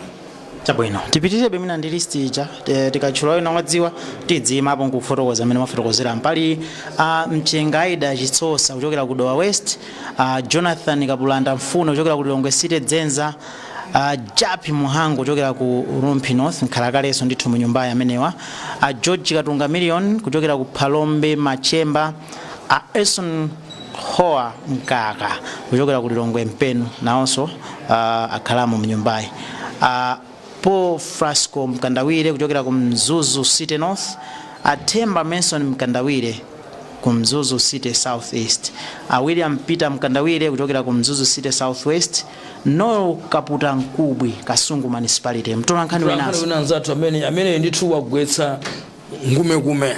This is a fact. Amene wagwetsa ndithu ngume amapita pa njinga ku kampeni Anolo Nkubwe. Why? Anali background ndi anthu akwawo, is a role model kumeneko ku Kasungu. Iye amagwira ntchito ku Zodiac ngati reporter wakhamene kusakaza mbiri ali reporter kumeneko kumatumikira kumalemba ntchito mavuto zofuna za anthu akudera kwawo. Atona kuti munthu ndalemba kwambiri za ntchito zimenezi, bwanji ndikayese at higher level. Ine ndine ntwankhaniso ndi utumiki. Nyumba kapena kuti uphungu wa nyumba ya malamulo ndi utumiki. Iye atalemba kwa nthawi yayitali sana ope. Mmene ndikunzira anthu wangu, mmene ndikunzira Nkubwi nganisa kunama sokuti anali ndi chuma chambiri. Koma mtima ofuna kutumikira anthu akwawo, mtima ofuna kutumikira dziko. Nkubwi anayimapo ndikapikisana ndi akuluakulu, ndipo pamene kuagwetsa akuluakulu oti ayi dziko likwazowa bwinobwino akuluakulu aulemu wawo. Koma Nkubwi sana ope. Another big lesson kwa ifeyo atulankhani. Tisamaope kufuna chita chinthu kumbali ya sukulu, kumbali ya ntchito, kutenga ma challenge osiyanasiyana omwe anthu atipatsa titha kugwira. Komanso kufunsira kumene kuphatikizapo ndale kuti talemba kwa nthawi yayitali zinazi titha kumakhala nawo po zomene zikuchitikira zimene zichazo. Chabwino nkutheka kuti mwina afuna alengeze tikhale kwapatsirapo mpano, koma mwina tisanamalize pa list ya atulankhani palinso wina Joshua Malango kachiwiri akubwerera mu nyumbayi nayenso ndi mtulankhani. Joshua Malango another risk taker. Joshua Malango unagwenda ntchito ku 101. Tukuyenda basi tonse 4 kilometers kutoka ku 101 pa Annex kupita ku Blantyre ukasaka nkhani basi. Minister of Information kusowaye kumene kusowaye umachoka ku 101 kulimbi tikachokapo tipita kuchigumula pasi kwasaka nkhani kubwerapo khanija kulemba bwinobwino kenako analembaso mtima. Bwanji ineyo apapa ndipange motere mwayi tikuona nkatimo ndithu sizoti chikuchitika ndi chani koma anthu akuvina ndi zonsezi alengeze ndi kalembera wa nyumba ya malamulo posachedwa apa mpaka pano ntchito yowerengera voti imeneyi ili mkati mwayi. Mmene wafotokozera ndithu ntchito yowerengera voti idakali mkati, komano ukhoza kumaona kuti ayi mbali ina akunka ayimba nyimbo kusangalala sizingatomveka bwinobwino, koma ife ona pa chigalasi imene tilutha kuona nthundi ayambali ena akuyimba akuvina sindikudziwa ndikumwina kungopereka kungufuna kwathu mbali inayi chifukwa mbali inayi kulizi ndithu palibe amene akuyimba amene zikhalira mwina nthawi zonse kuti akuyimba ndi mbali imodzi, koma inewe tidikire ndithu kuti kalili kwa nyumba yafotokoza zotani pa nkhani yokhuza zotsatira, koma zikuonetsa ndithu yayi zambiri zipepala zovotera zawerengedwa ndithu mwina akungonkhetsera titero kunena kwa kuti akuonkhetsera. Tipakamba kuti awa ndi mpikisano ngati mene umakhalira mpira kumachuka ichatimati ma mind games. Mpira usanayambe zokambakamba mbweya iya timu yakuti ikudale mankhwala ife yatagona kumanda kulowa ground kuchedwa kupanga moto ena kukwera mpanda kumene apaso kumakhala ngati nyumwisa. Pena nyumwisa yodi zimagwira mwachisanzo ikamakumana bullets ndi wanderers dabeja kumakhala zokambakamba. Khani anu mfuna kamba 3-0 ito. Ni 3-0 ita ndithu kumakhala zokambakamba. So uso ndi mpikisano kumakhala zokambakamba voti sichepa olo yakuchali chimene ndakamba kale vote sichepa ndakamba solo vote yakunyumba olo vote ya ulidala wankalasi ndiyo vuta kwambiri kumakhalanso ma mind games ndiye zomwe zikuchitika nyumbayi sizodabwitsa zimakhala choncho chimene zimayendera ngati panali china chake chomwe chikuchitika koma anthu aponya vote. Pamene ndayima pano ndikutha kuona amene anapikisana nawo ngati speaker awo Samia Suleiman ali ndi azinzawo ndithu kuonera mwachidwi komano kumbali naye amene anapikisana nawo khanga tasuntha kai pampando pawo tikasakasakaso mwina tikhati kwaona koma iwo azungidwaso ndi azinzawo ena kumene kuona ndithu muna kusangala koma tidikire timve kuti zotsatirazo ziyende bwanji koma mmene afotokozera ndithu ntchito yowerengera idakali mkati mina ndikuonkhetsera aphungu ambiri achokachoka mipando mwawo kubwera chakutsogolo kuti azaonetsetse kuti kodi zichaona kuti chisankho thukuta ndi tumatuluka chisankho sichichepa ndi mpikisano ndimene zimayendera papezeke mmodzi opambana wina agonja ndiye kunonso tione mene ziyendere akalengeza zotsatira akalembera wa nyumba ya malamulo fukatu a clerk of parliament timati kalembera sona pato zikuchitika ngati imene zimakhalira mu mpira muja kuti yafika nthawi ya mapenati anthu kuchoka mmene munakhala nonso kangozungulirana ubale kungosiyapo khapo kuti munthu amenyere bullet nkuchinya chifatso panono aphungu ambiri achoka kumalo kwawo azungulira ndithu kwa aphungu anzawo amene akuwerengera chisankho pamene ndithu pali mapenalty ubundi ndithu kuti awulutseni ndani aguletseni ndani ndizo nsezi pa anthu follow aja akupikisana muna kapena miyezi lino ndiye kuti kungowakumbutsa betu kuti anthu kuti kodi amapikisana aja ndani akupikisana nawo mwina akutero ndiri muna make Alasino Vigalo ndiomwe apambana zimenezo ndithu mukutheka singanenetu kapena kuti a Scott ndomweso apambana zimezizi singakambe akamba ndithu ndi makamaka amene wa kalembera kuti a clerk of parliament ndomwe akambe nkhani zimenezi kuti omwe apambana ndi yani pa anthu omwe amapikisana nawo ungokumbusana kuti pali a Samia Suleiman pali a Peter Dimba pali a Sandra Scott pali a Lasken Vigalo akondwani makamaka anthu follow amenewa ndomwe akupikisana nawo pa masankho amenewa chifukwa choti anthu asankha pakati pa anthu follow amenewa kaya anthu asankha Vigalo mene zikuyenderapo limene zilili kaya anthu asankha a Scott yayi timva pompano kaya anthu asankha Dimba kaya asankha a Suleiman zonsezi pompano pa radio 1 ndikhala tikuwauza omvera kulikonse komwe ali toka kunsanje mpaka na kuchitipa kwapasa chithunzithunzi cha mmene zinthu zikuyendera nyumbayi wakamba kuti aphungu ambiri tsopano atsendera katikati pa nyumbayi pomwe pamakhala akuluakulu a nyumba imene omwe amayendetsa ndithu za nyumba imene kuti sono chachitisa chidini choti pena umaona anthu aja amba kuimba nyimbo kena kwasiza ndikukhala sochete kudikira kuti akuti bwanji amatha kufunsana ndithu mpikisano basi imene umayendera ena akamapanikiza kwambiri anthuso amayimba manja ena akambaso panga ataki kwena kuja kumakhala bata ngati mene zimayendera masewero aliwonse pa zamene zinthu zimachitikira tukamba kwambiri kuti uwu ndi mpikisano suchepa komanso china chimene anthu ena zinene chokuti chisankho ichiso chimene suchionetse kuti kodi mphamvu mu nyumbayi zizikhala mbali iti chifukwa kuti makhala kuvota kwambiri mu nyumbayi kwambiri kumabwera mabilu osiyanasiyana kumabwera nkhani zosiyanasiyana pachamati imene ndi House of Records ndiye kuti chinthu chivomerezeke iwowo akavomereza kunoko ndiye kuti dziko lavomereza ngati sipakhala kuwunikira kwina komwe nthawi zina kumathira ku khoti kuti akhoti akaonekire tinamvapo section 65 zaka za pakati pa 1994 to 99 takatikumva nkhani imene kuti phungu akachoka chipani chake kupita chipani china kapena phungu yemwe anasankhidwa payekha ndikupita ku chipani china kuti ameneyo wadumpha waphwanya malamulo so makhala muli mtsutso nyumbayi mpaka nkhani iyi ndithu inapita ku khoti kuti akaoneke choncho nyumba imeneyi ngati anthu asiyana amaponya vote pena amati roll call pena kumakhala secret ballot ndi apa aphungu amene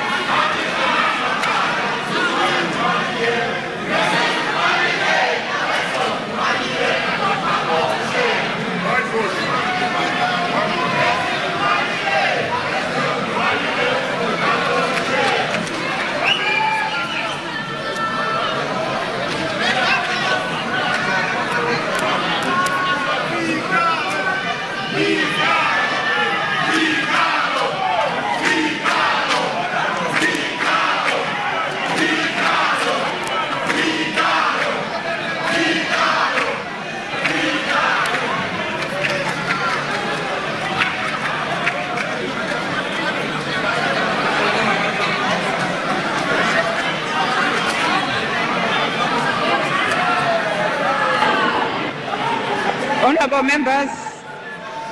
members, let us take our seats. Honorable members, let us take our seats.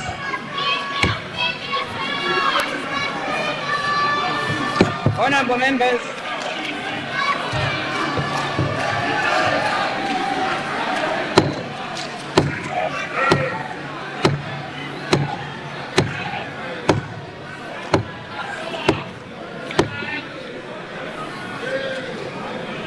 honorable members, let us take our seats.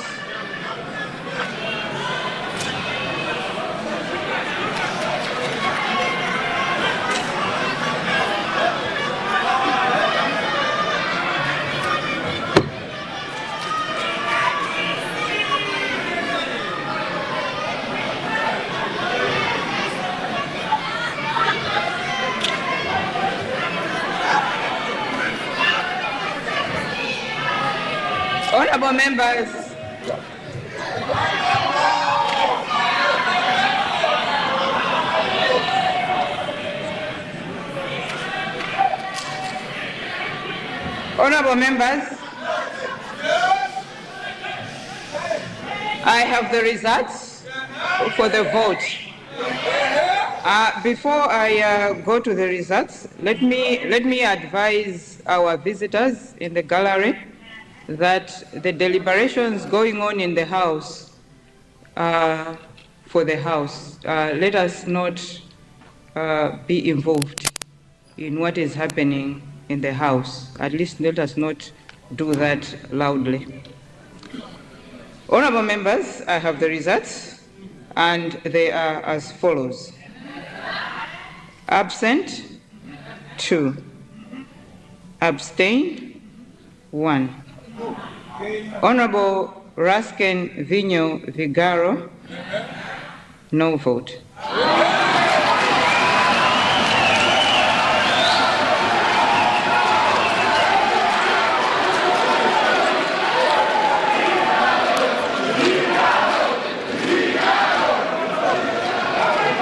Honorable members, we proceed.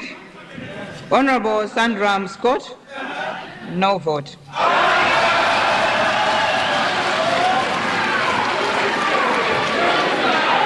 Honorable members, Honorable Peter Dimba, 85 votes. Honorable Samir Gafar Suleiman, 134 votes.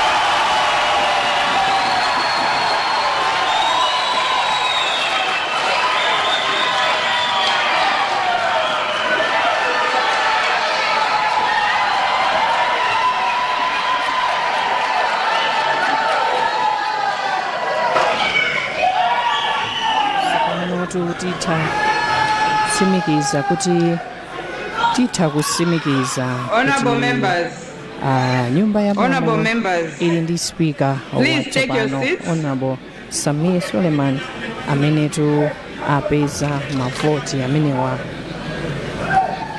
Honorable members, in view of these results, 34.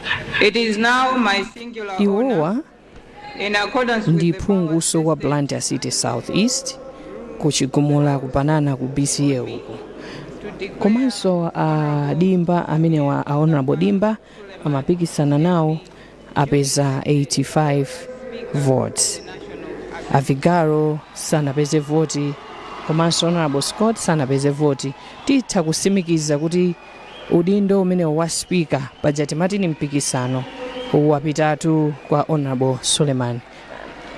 Aphungu akusangalala kuimba nyimbo ndi mmene zilili ndithu ku nyumba ya malamulo.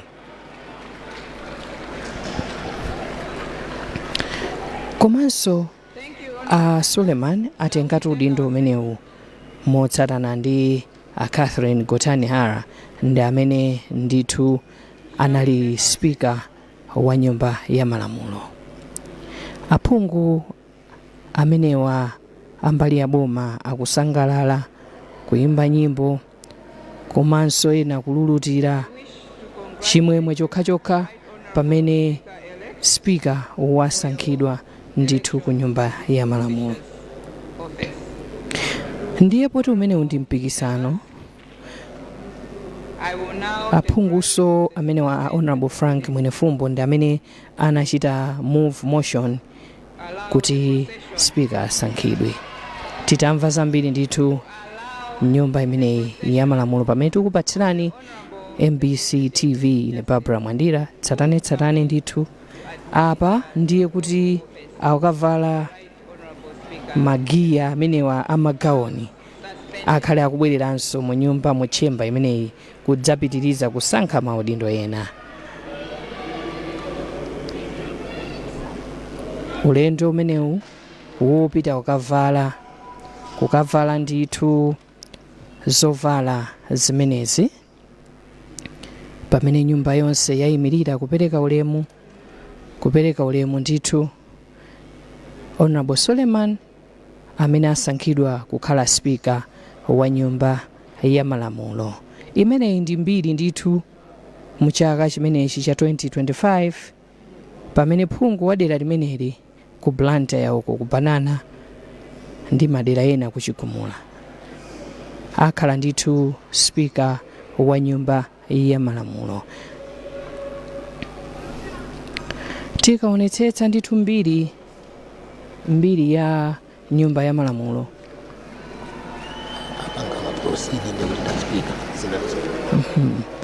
Tikaonetsetsa ndondomeko imene yakhazikisidwa ndiye kuti ndondomeko yonse kuchokera apa tikuona Mai Gotani Hara amene achoka pa udindo umenewu wa uspika ndiye kuti otsatirawo tikuona akuyenda ndithu ndi Honorable Suleiman kukumbatirana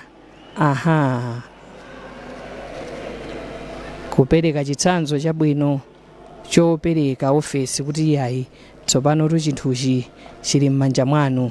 Honorable Suleiman amene apambana pa udindo umenewu wa uspika. Pali anthu ndithu amene anasankhidwa pa udindo umenewu mbuyomu. Tsopano tikuona mwambo umenewu kupatsana chanza, nali atapatsana chanza kukumbatirana kuli kunyadira kuti yayi tsopano ine ndavinapo panotu nzanga nawenso ndi nthawi yako. Asadatenge Mai Gotani Hara amene wa Richard Msowoya adachitaponso ntchito imeneyi kuchoka mu June 2014 mpaka na May 2019. Komanso asadalowe iwowa Richard Msowoya tinalinso ndi speaker amene anali Henry Shimuntu Banda. Louis Chimango nawonso adakhalapo speaker ndithu mu chaka chimenechi cha 2005 mpaka na 2009. Mutha kuona kuti ntchitoyi ndiyosiyirana ndithu ikadutsa 5 years wina amabweranso 5 years. Ntchito tu yayikulu yotsogolera nyumba imeneyi ya malamulo si ntchito ndithu yamasewera.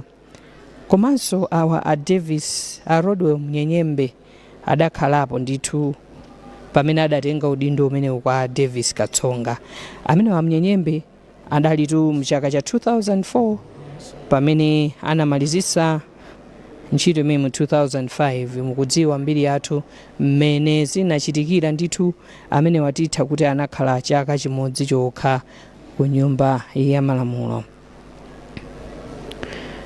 A Davis Katsonga amenewa adakhala kuso speaker kwa nthawiso yochepa. Tinalinso ndi Asamu Mpaso amene adakhala kwa amene wakuchoka mu 1999 mpaka na 2003. Ndiye mbiri ya dziko lino ku nyumba ya malamulo pamene amene wa Suleiman anthu akuwafunira mafuno abwino ndithu pamene aphungu akondwa kwambiri asangalala anowe ulipipa tukaonanso a Ben Piri kuwafunira mafuno abwino a Honorable Suleiman. Nyumba ya malamulo imeneyi ndi nyumba imene imakhala ikukonza malamulo ndithu malamulo amene timagwiritsa ntchito amakhala akukambirana ndithu. So tikuona kuti mu mbiri imeneyi ya dziko lino muli maspika amene akhala akusinthana, abwerapo awa kenako abweraponso ena, monga mmene zinalili ndithu mu chaka cha 1992 kunabwera a Brian Mtawali amene anamaliza mu 1994. Mnyumba imeneyi a Mordekai Lungu adakhalakonso ngati speaker kuchokera mu 1987 mpaka mu 1992. Mbiri imeneyi imafunikira ndithu ku dziko, anthu amayeneka azidziwa zambiri. Mbiri ina iliyonse ndiyofunika chifukwa mwina ena kunalibe, ana ena anali achichepere, komanso mbiri ya dziko tikayidziwa zimakhala bwino kukumbutsira ndithu mmene zinthu zimachitikira. Tikayang'ananso mu mbiri yomweyi amene wa Akhonje adalowa mu 1975 mpaka 1987. Tidaliso ndi Anyasulu mu 1971 mpaka na 1975. Ishmael Soti adakhalaponso speaker kuchoka mu 1964 mpaka 1971. Ndiye pakali pano tikukamba za Honorable Samir Suleiman amene ndithu ali nzika ya dziko lino, amakhalatu amene wa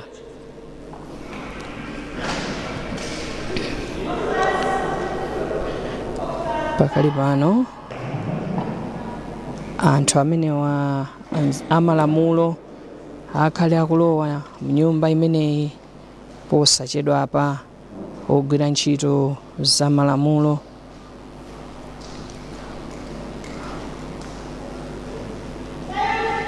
Akulowa ndithu mnyumba imeneyi, nyumba ya malamulo.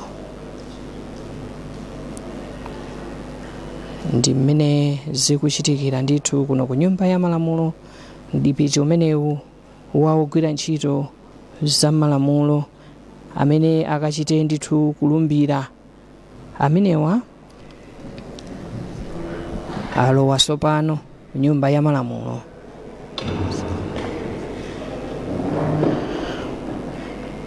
Pamenepa zonse zili mchimake pamene a Chief Justice akalumbiritse ndithu, akalumbiritse ofesi imeneyi akhale akulumbira kuti yayitsopano titsatire ndithu zikuchitika mnyumba imeneyi.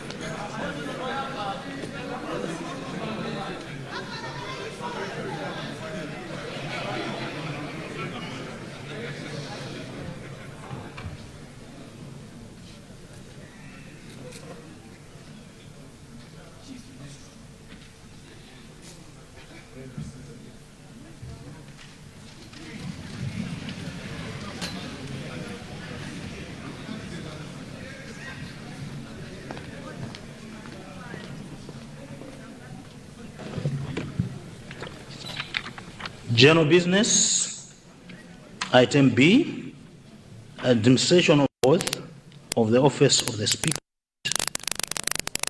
The Speaker elect is escorted, should be escorted to the table by the proposer and seconder to take oath before the office, before the Honorable, the Deputy Chief Justice.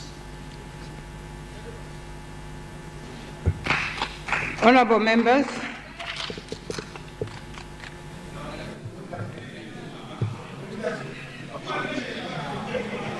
Honorable members, I wish to inform the House that Standing Order 28 requires that the Speaker-elect must take and subscribe to the oath of office before the Chief Justice before assuming duties of his or her office. This means that, honorable members, the Speaker who has just been elected will take oath of office before His Lordship, the Honorable, the Deputy Chief Justice, His Lordship Lovemore Chikopa, Senior Counsel. At this point, let me welcome His Lordship, the Honorable, the Deputy Chief Justice, His Lordship Lovemore Chikopa, SC, to this chamber. The House may wish to note that the procedure for swearing in of a Speaker-elect is generally similar to the one for swearing in of members of Parliament-elect. The procedure is as follows. 1. The Honorable, the Deputy Chief Justice will be assisted by the Chief Registrar of the High Court and the Supreme Court of Appeal.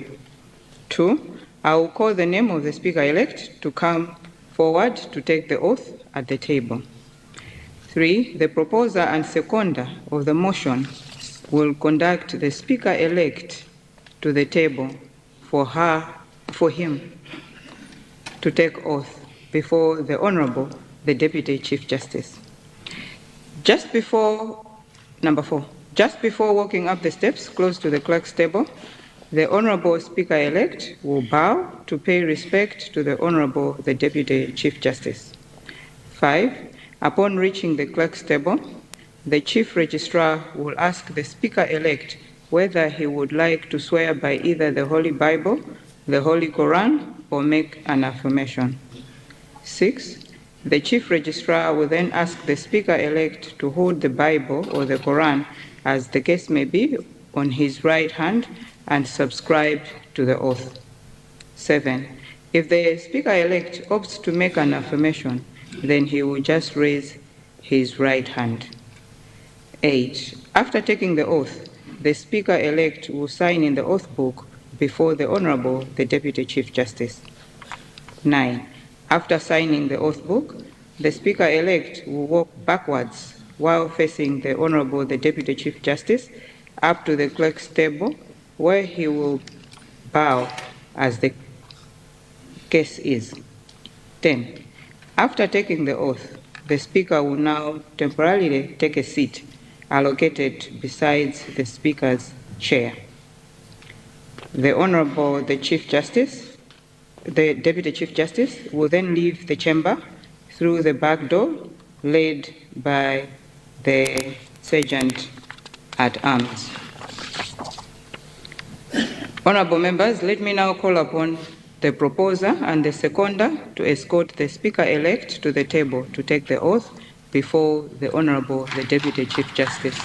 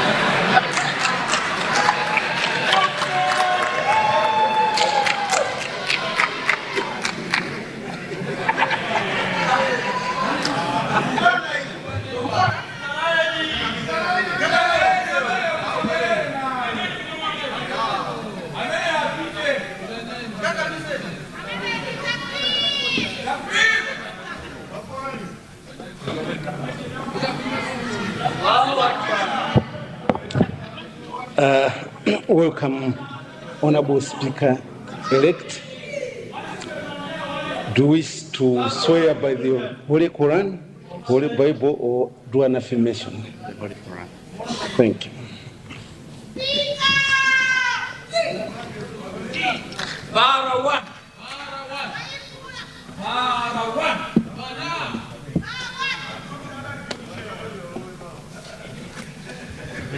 Madam, kuzobwera. Yes.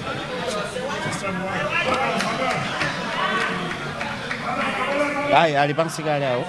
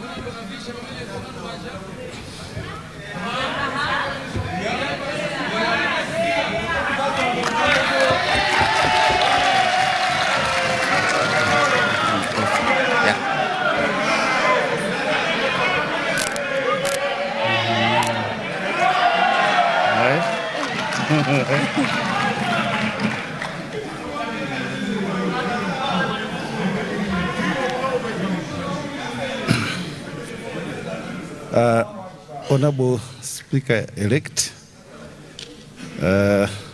you have to take oath of office, and you repeat after me. I, Samir Gafar Suleiman, swear that I will well and truly serve the Republic of Malawi in the office of Speaker of National Assembly, Speaker of the National Assembly, and will do right and justice to all manner of people, in accordance with the laws and usages of Malawi, without fear or favor, affection or ill will. So help me Allah. Thank you.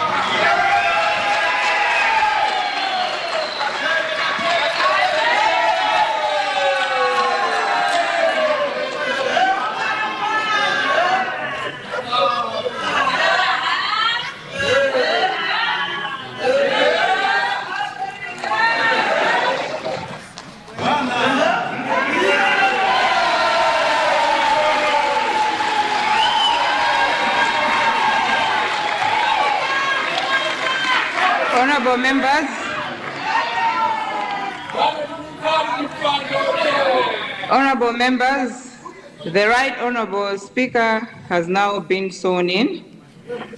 The Deputy Chief Justice will now take leave of the chamber. Thank you.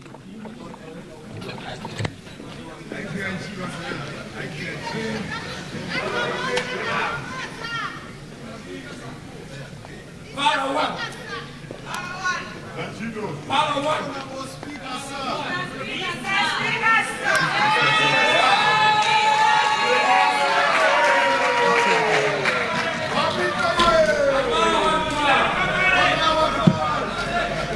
tsopano amene wa Deputy Chief Justice Lovemore Chikopa ati awalumbiritsa Honorable Suleiman kukhala speaker nyumba ya malamulo amene akutuluka ndithu nyumba imeneyi pamene Honorable Suleiman akhala pampando tsopano ndi speaker wa nyumba ya malamulo.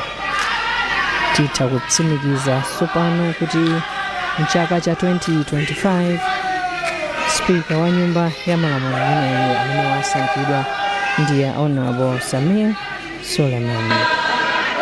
Order. Order. Titha kutsimikiza kuti chipani cha DPP chakhala ndi speaker amene wasankhidwa nyumba ya malamulo. Honourable members, I need your attention.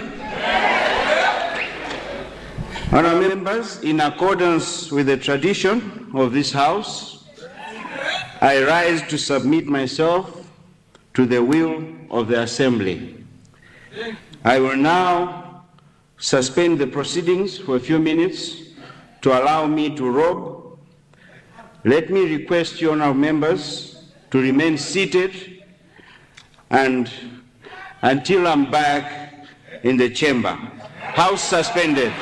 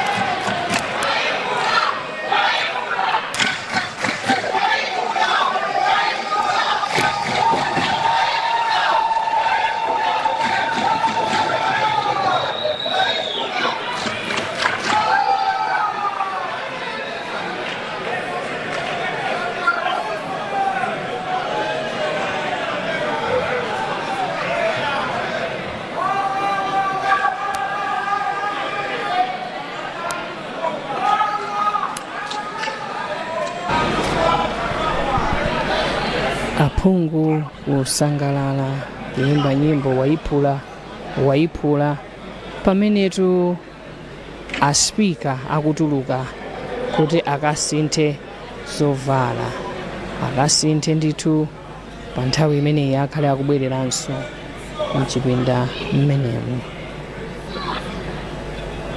Mbiri ya Malawi yapangidwa tsiku la lero pamene mtsogoleri wa nyumba ya malamulo walumbiritsidwa ndi a Deputy Chief Justice Lovemore Chikopa. Tikayang'anitsitsa mbiri ya Samir Suleiman amenewa adakhalapo wapampando wa komiti ya zaulimi ku nyumba ya malamulo nthawi imeneyi inali mu 2019 mpaka na 2025. Honorable Suleiman akhala akudziwika bwino ndithu kamba kolankhula mosapyatira mawu makamaka akafuna kudzudzula nyumba ya malamulo. Honorable Suleiman amenewa anadzudzulaponso nyumba ya malamulo mchaka cha 2024 pa nkhani yakayendetsedwe ka ntchito yogulitsa zipangizo za ulimi pa mtengo wotsika. Chaka chino cha 2025 pamenenso mtsogoleri wa dziko lino Profesa Arthur Peter Mutharika amene apambana pa chisankho chimenechi pa 16 September iwo wanso adasankha Honorable Samir Suleiman kuti akayipikisane nawo pa mpando umene wa uspika. Amenewa apikisana ndi Honorable Peter Dimba komanso amapikisana ndi Honorable Vigaro komanso Honorable Scott amene anapikisana nawo. Titha kutsimikiza tsopano kuti adapeza mavoti 134 kupambana kupitirira Honorable Dimba amene apeza mavoti 85.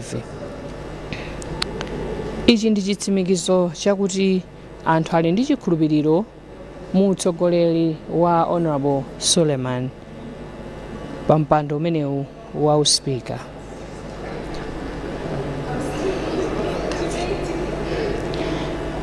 Ndiye mchipinda mmenemu aphungu adakali chikhalire kuyembekeza ndithu kuti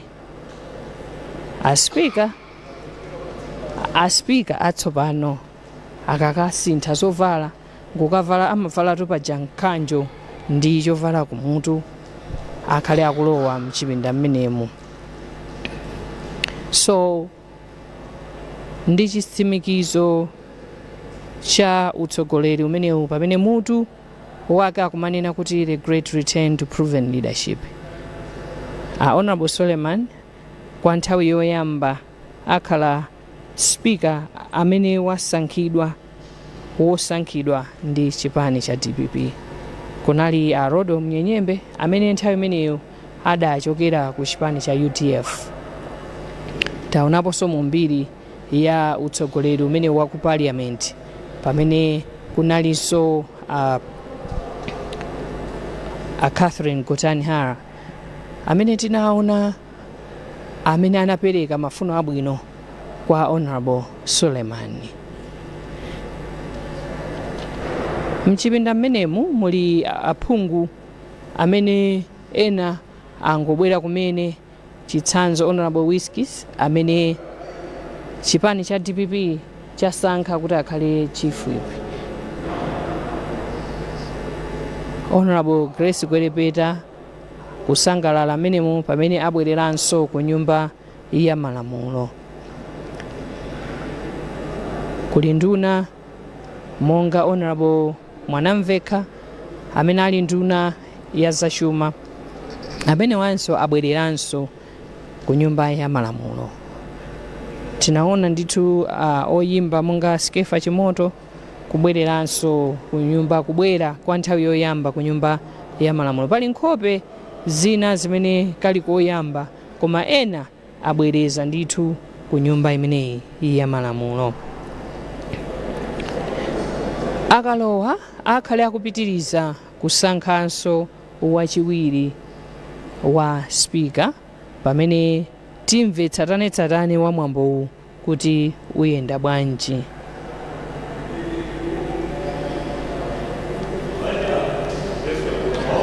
Pakali pano zikuoneka kuti zinthu zili mchimake kutsatira kulowanso kwa aspika mu nyumba imene ya malamulo akhale atachena tsopano. Honorable Mary Navicha tinaona ndithu yo atagwirizana manja uku ndi uku ndi Honorable Frank Mwenefumbo kuwaperekeza Honorable Suleiman chifukwa Mwenefumbo ndi amene anapereka motion kuti zinthu zizichitike pamene ena anachita sekondi ngati kuvomereza. Honorable Musowa nawo aliso nyumba mmenemu pamene nawo abwereranso ku nyumba ya malamulo. Koma kwa nthawi yoyamba kuli aphungu ena amene ndithu apita ngati koyamba koma ena akubwereza. Aspika atsogolera mwambo umene ukubwerawo umene ukhale mwambo wosankha wachiwiri kwa spika komanso wachiwiri wina wa spika wa nyumbayi. Mwambo umenewu amene atatsogolere ndi aspika amene angosankhidwa kumene Honorable Sami Suleiman.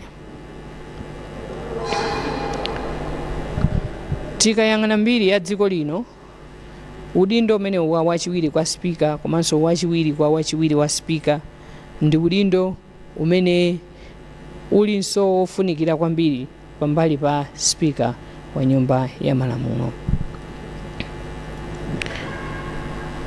Msabata imeneyi maka lachisanu mtsogoleri wa dziko lino Professor Thabita Mutharika akhalenso nawo apezeka kuno ku nyumba ya malamulo kumene atsegulire ndithu mwambo umenewu wachi 52 mwambo wachi 52 wa nyumba ya malamulo kumene kunso ndi kumene tidzaone ndithu spika watsopano akugwira ntchito yawo ndithu mnyumba ya malamulo. Aphunguwa akudikira mwachidwi kuyembekezera kuti mtsogoleri wawo wa nyumba imeneyi watsopano, mtsogoleri amene wasankhidwa Honorable Samia Suleiman, ndi amene akhale akulowa mnyumbayi pamene akukasintha zovala. Akudikira mwachidwi ndithu, sadachoke m'mipando mwawo, sadatuluke kuyembekezera kuti aone spika wawo watsopano akulowa mchipindachi. Amene mwangotsegula kumene mukumvera ndithu ndikuonera imeneyi makamaka MBC TV, pamene tikupatsirani tsatanetsatane wa kuno ku nyumba ya malamulo mu mzinda wa Lilongwe. Mu mbiri ya dziko lino pa chimodzi chimene chachitika chopatsa chidwi ndi kusankhidwa kwa spika wa nyumba ya malamulo amene wa Honorable Samia Suleiman.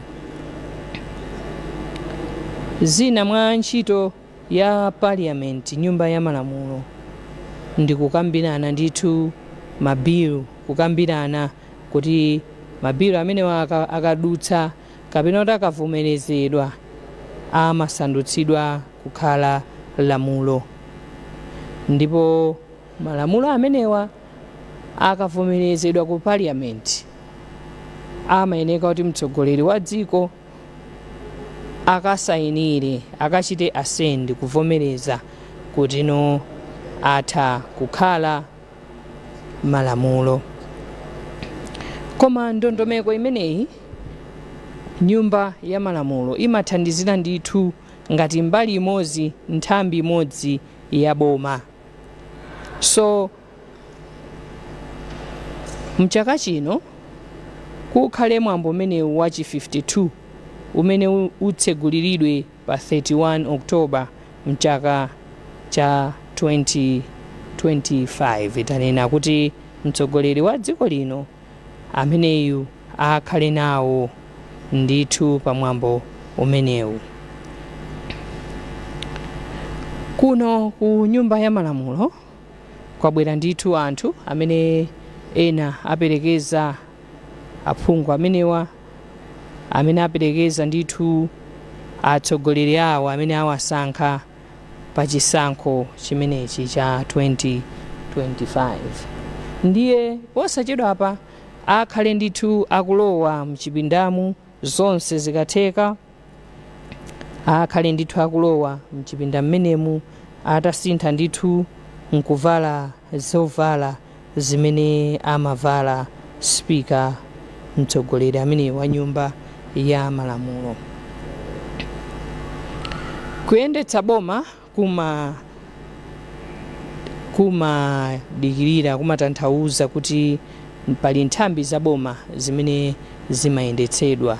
Ndiye parliament imenenso ili nyumba ya malamulo ndi nthambi imodzi imene ili ya boma, imathandiziranso kuti zonse ntchito za boma ziziyenda bwino.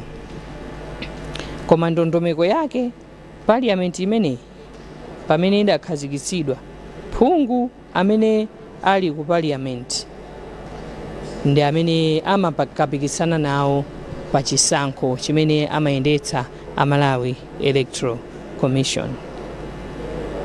Akapambana munthu amakalumbiritsidwa nkukhala phungu wa nyumba ya malamulo.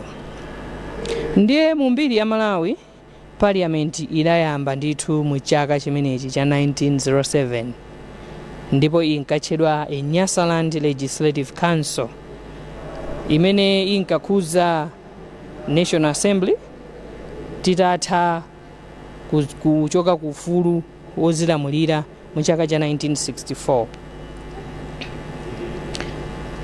Koma nthambi imeneyi sinaliyo kuti yofanana ndi mmene zikukhalira pano.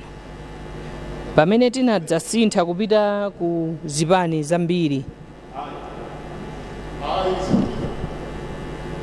titasintha mu chaka chimenechi cha 1994 tidabweretsa ndithu ndondomeko imene imaphatikiza president komanso National Assembly imene ili nyumba ya malamulo. So mu nthawi imene tidali tisadafike mu ufulu wodzilamulira imene imatchedwa kuti Legislative Council imakhudza amene asankhidwa oyimirira nthambi za boma ndi ena amene ali osasankhidwa. Koma mu chaka cha 1964 pamene Malawi adalandira ufulu wodzilamulira pawokha, nyumba imeneyi idachoka kukhala Legislative Assembly ndi kupita ku National Assembly.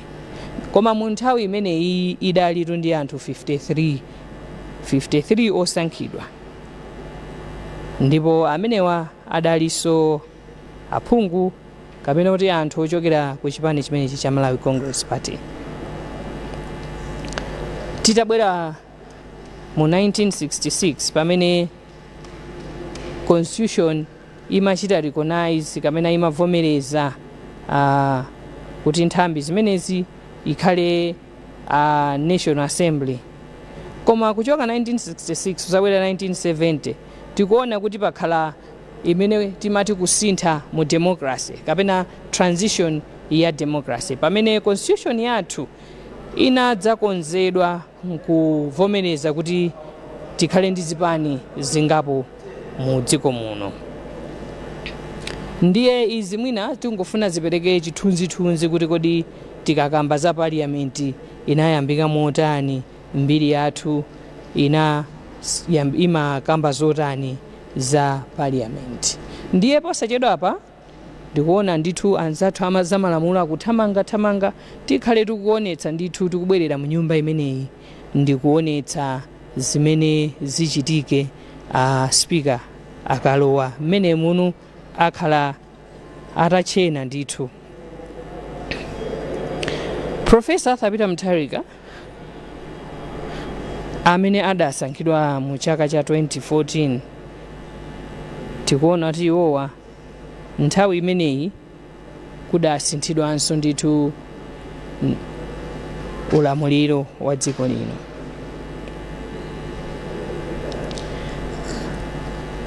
Zonse zili mchimake pamene tikuyembekeza Honorable Samia Suleiman kubwereranso mchipinda mmene pamene aphungu ali du ndithu amenewa kuyembekeza kuti speaker wawo alowe mchipindamu.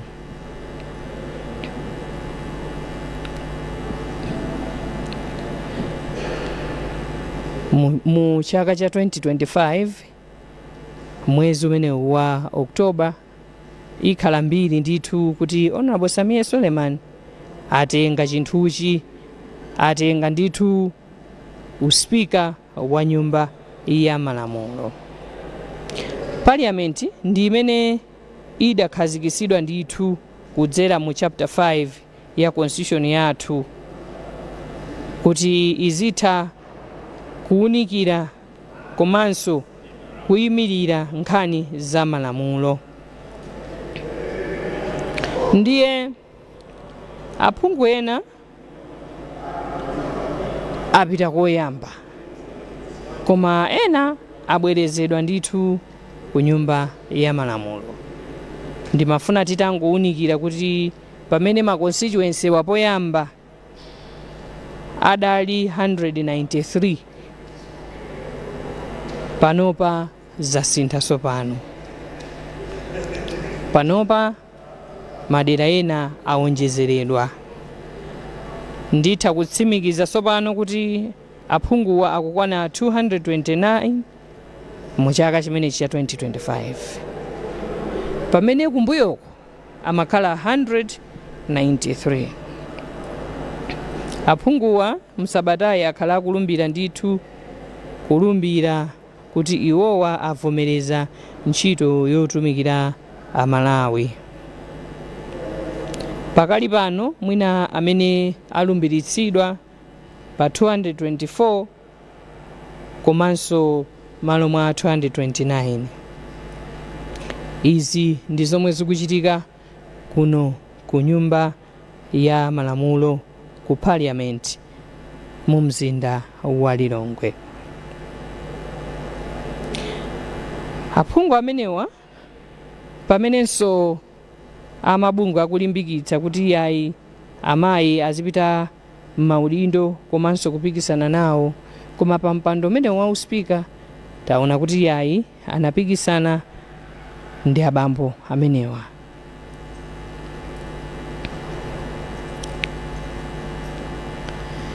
Ku parliament kumeneku kukupatsirani tsatane wa mmene zilili kuno ku nyumba ya malamulo. Zonse zili mchimake zikuoneka kuti yayi atsala pang'ono amenewa kuchena giyazi, kuchena zovala zimene zimakhala zoyenera kuvala spika wa nyumba ya malamulo. Akumfotokoza kunena kuti spika ameneyu amayeneka kusankhidwa pakati pa iwo aphungu a nyumba ya malamulo.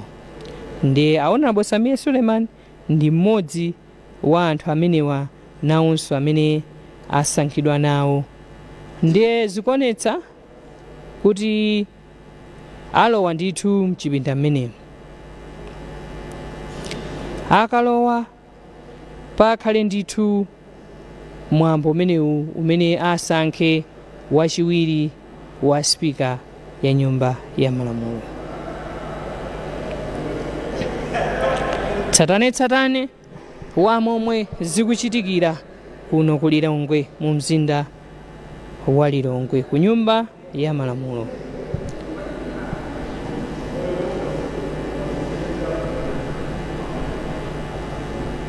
Mongo kumbutsana ndithu aphungu amenewa onse ndi 229 komanso anthu amenewa adera limeneli lochoka kunzambwe mu mzinda wa Blantyre ndokondwa kuti tsopano atulutsa spika wa nyumba ya malamulo. Tikumva beru pamenepo kutsindika kuti posachedwa apa akhale akulowa Honorable Samia Suleiman kukhalanso iwo wa spika wa nyumba ya malamulo. Zili mchimake ndithu, zonse zokonzekera zili mchimake. Ku MBC kukupatsirani tsatane wa kuno ku parliament mu mzinda wa Lilongwe. Mchakachi cha 2025 aphungu achulukana ndithu tsopano aonjezereka pamene madera amenewa amagawidwanso amaonjezeredwa kuti yayi mbali zina zikonzedwenso bwinobwino. Nde pamene aphungu amene alumbira komanso asankha spika wawo lero titha kutsimikiza kuti zonse zili mchimake ndithu kuno ku nyumba ya malamulo. Beru limeneyo likulira kusonyeza kuti tiyimirire ndithu pamene akhale akulowa mnyumba imeneyi. Pikitipikiti amene akuchitika tsopano kuno ku parliament alowe nyumbayi kuno ku parliament ku nyumba ya malamulo. Aspika mchithunzi ndithu Honorable Samia Suleiman motsogozedwa ndi azamalamulo kuyenda pang'ono kulowa mchipinda chimenechi. Titha kutsimikiza tsopano kuti nyumba ya malamulo ili ndi mtsogoleri a Samia Suleiman amene asankhidwa kumene. Pambuyo pawo pakuyenda ndithu oyimirira a nyumba za malamulo kulowa mchipinda chimenechi mparliament kuti tsopano akapitirize kugwira ntchito za boma. Ulemu kuperekedwa kwa spika wa nyumba ya malamulo Honorable Samia Suleiman kufika kulowa mchipinda mmenemo atavala zovala zoyenerera spika.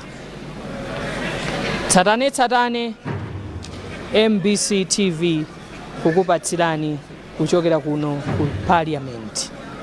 Titamva ndithu mkatimu tsopano pamenetu alowa mkatimu.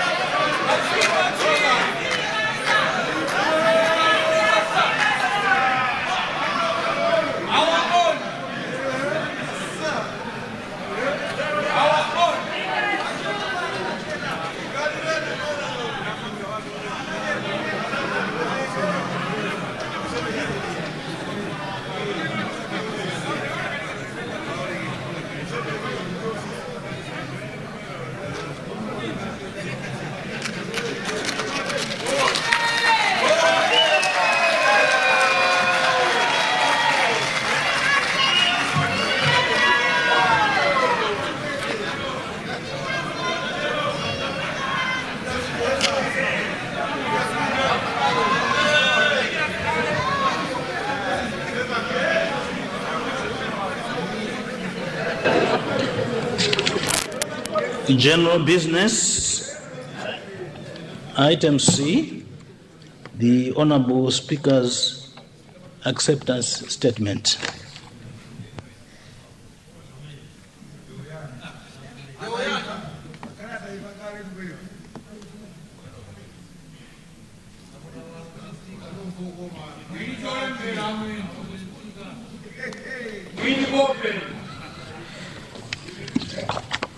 Honourable members, honourable members of Parliament, the Clerk of Parliament and your staff, distinguished invited guests, ladies and gentlemen, I stand before you deeply humbled and profoundly honored by the confidence that this august House has placed in me to serve as a Speaker of the National Assembly. I accept this responsibility with humility, gratitude, and an unwavering commitment to uphold the dignity, integrity, and constitutional authority of this House. Let me begin by extending my sincere appreciation to the President of the Republic of Malawi, His Excellency Professor Arthur Peter Mutharika, for having the trust in me and the confidence that I can do this job. I will always be forever grateful to the President. Let me also extend my sincere appreciation to His Lordship, the Honorable Deputy Chief Justice, for presiding over this solemn and historic swearing-in ceremony after my election into this noble office of the Speakership. I also wish to thank the Clerk of Parliament for presiding over my election and her team for the professional manner in which the whole election process has been conducted.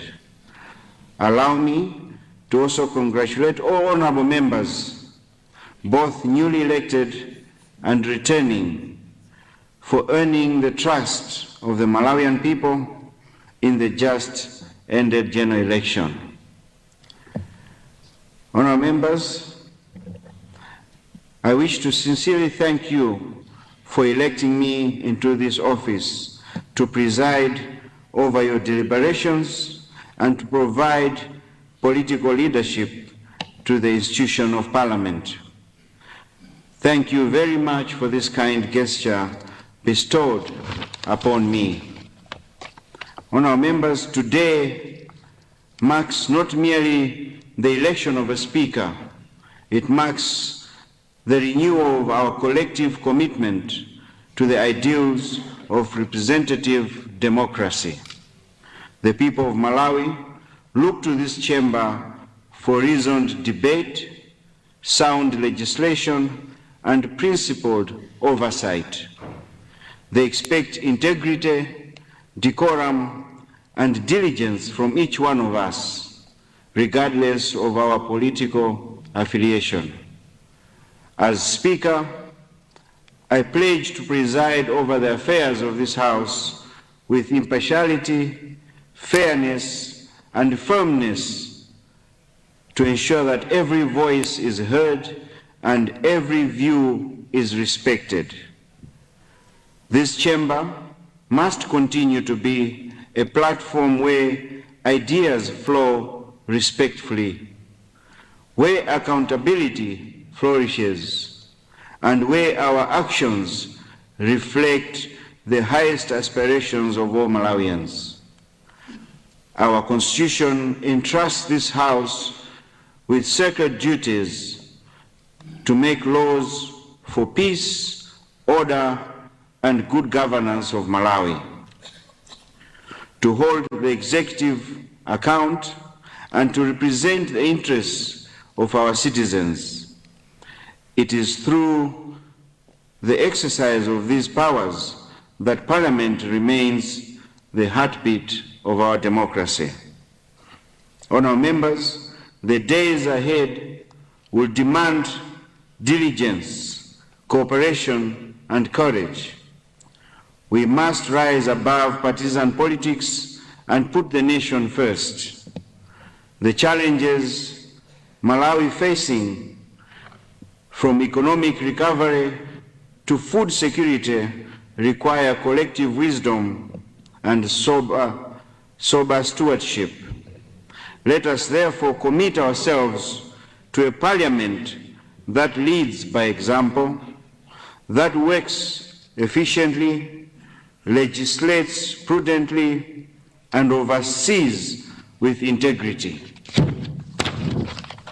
Once again, thank you for the trust you have bestowed upon me. I draw strength from the conviction that this House, guided by our shared sense of duty and responsibility, will continue to uphold the principles of democracy, accountability, and respect that define the Republic of Malawi. Let me also, lastly, thank my family, my wife, and everyone that has stood by me. I love you all. May God bless you all, and thank God, and may God bless Parliament and the people of Malawi. Thank you.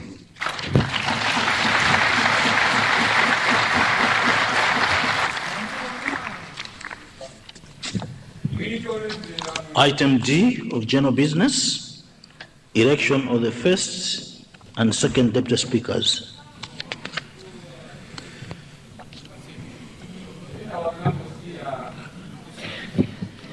Honourable members, let me welcome you back to the House. We will now go into the election of deputy speakers. The House will elect 2 deputy speakers, namely first deputy speaker and second deputy speaker. I wish to inform the House that the procedure for election of the deputy speaker is basically the same as the one followed during the election of the speaker. The only difference is that the speaker presides over the election of the deputy speakers, while in the election of the speaker is conducted by the clerk of parliament. We will start with the election of the first deputy speaker. Honourable members, I wish to inform the House that I have been advised that the clerk's office has so far received 3 nominations for the position of first deputy speaker, which have been duly certified as valid nominations. The nominations are as follows. 1.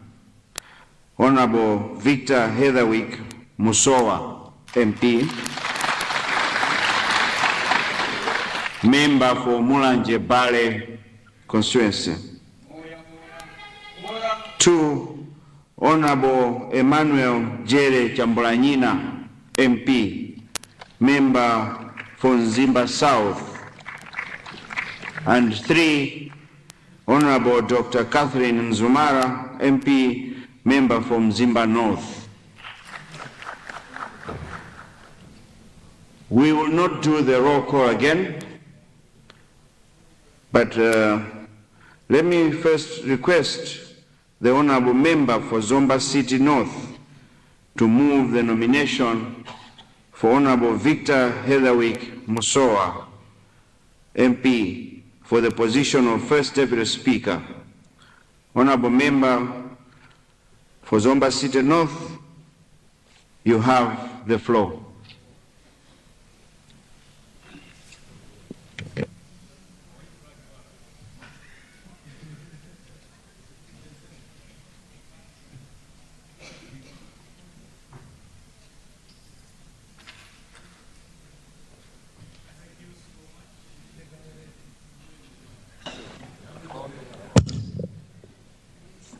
Thank you so much. Mr. Speaker, sir, for yielding the floor to Zomba City North to move a motion for the election of First Deputy Speaker and I bring forth the candidate for the First Deputy Speaker in the name of Honorable Victor Heatherwick Musowa, Member of Parliament for Mulanje Bari.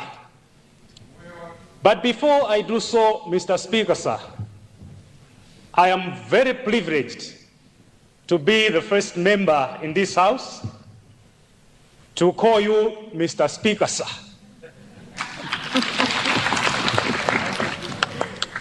Mr. Speaker, sir, you should be a prophet, because before the House was dissolved, you were sitting on the other side of the aisle, and you said, when we come back, we'll be on the ruling side. And then you on that side, when you come to this side, ask for my seat. I should believe the one who is sitting on the seat you used to sit is having your blessings. Mr. Speaker, sir, allow me to thank His Excellency Professor Arthur Peter Mutharika for nominating you to be the Speaker of the National Assembly. And indeed, you are the chosen one.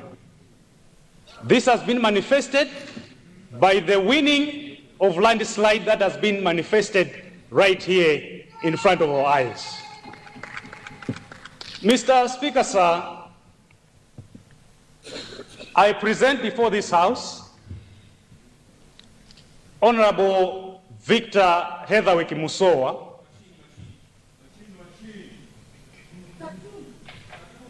who has no match in this election.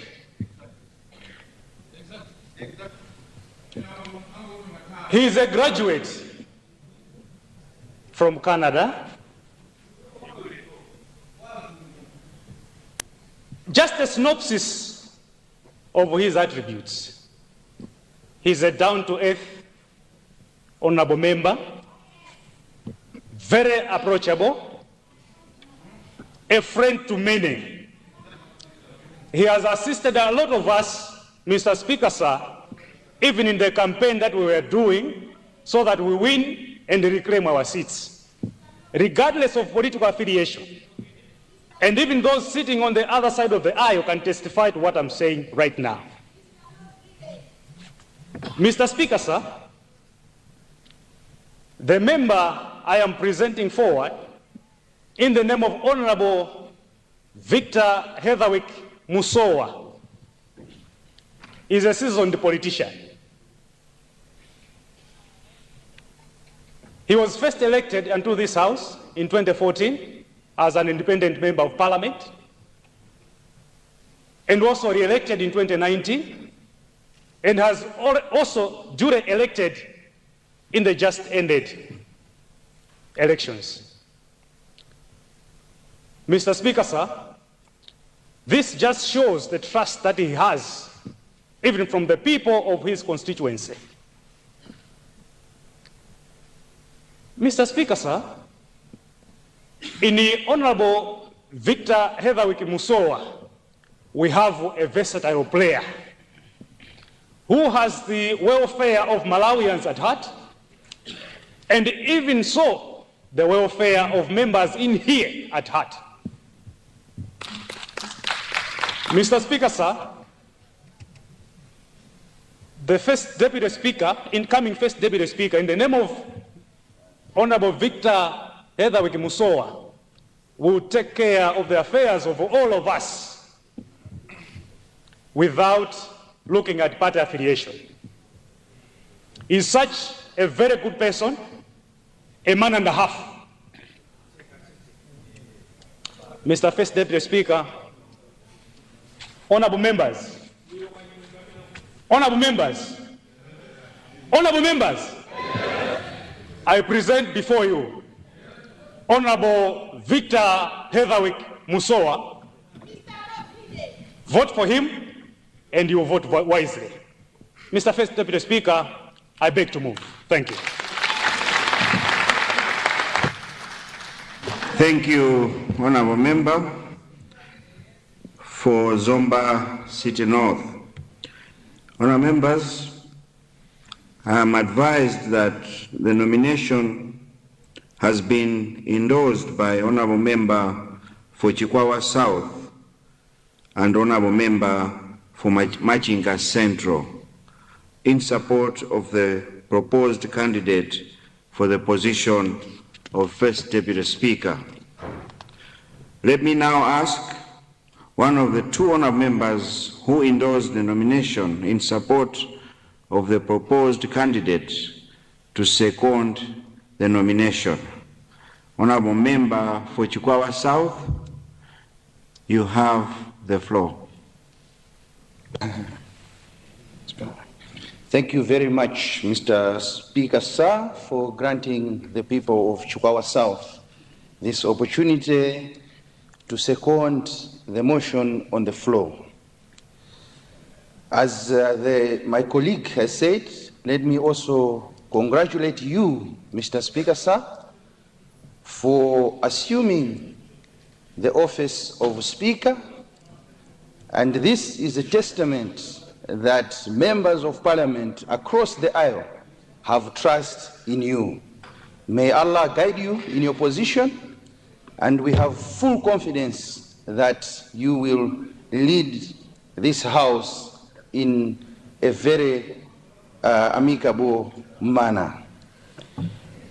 Mr. Speaker, sir, let me and fellow members of the House,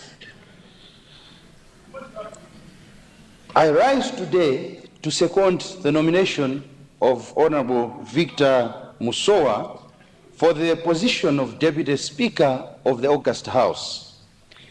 This will be my third term working together with Honorable Musowa.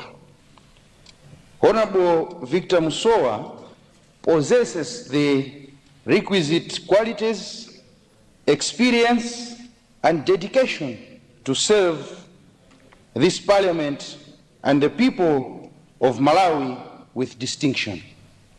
As a seasoned parliamentarian, he has demonstrated a deep understanding of our rules, procedures, and the importance of upholding dignity in the House. I urge you all to support Honorable Musowa, and let's work together to elect a Deputy Speaker who will uphold the principles of fairness, integrity, and excellence. Having been proposed by His Excellency Professor Arthur Peter Mutharika and nominated by the Honorable Member for Zomba City North, the people of Chikwawa South second the motion. Thank you very much, Mr. Speaker, sir.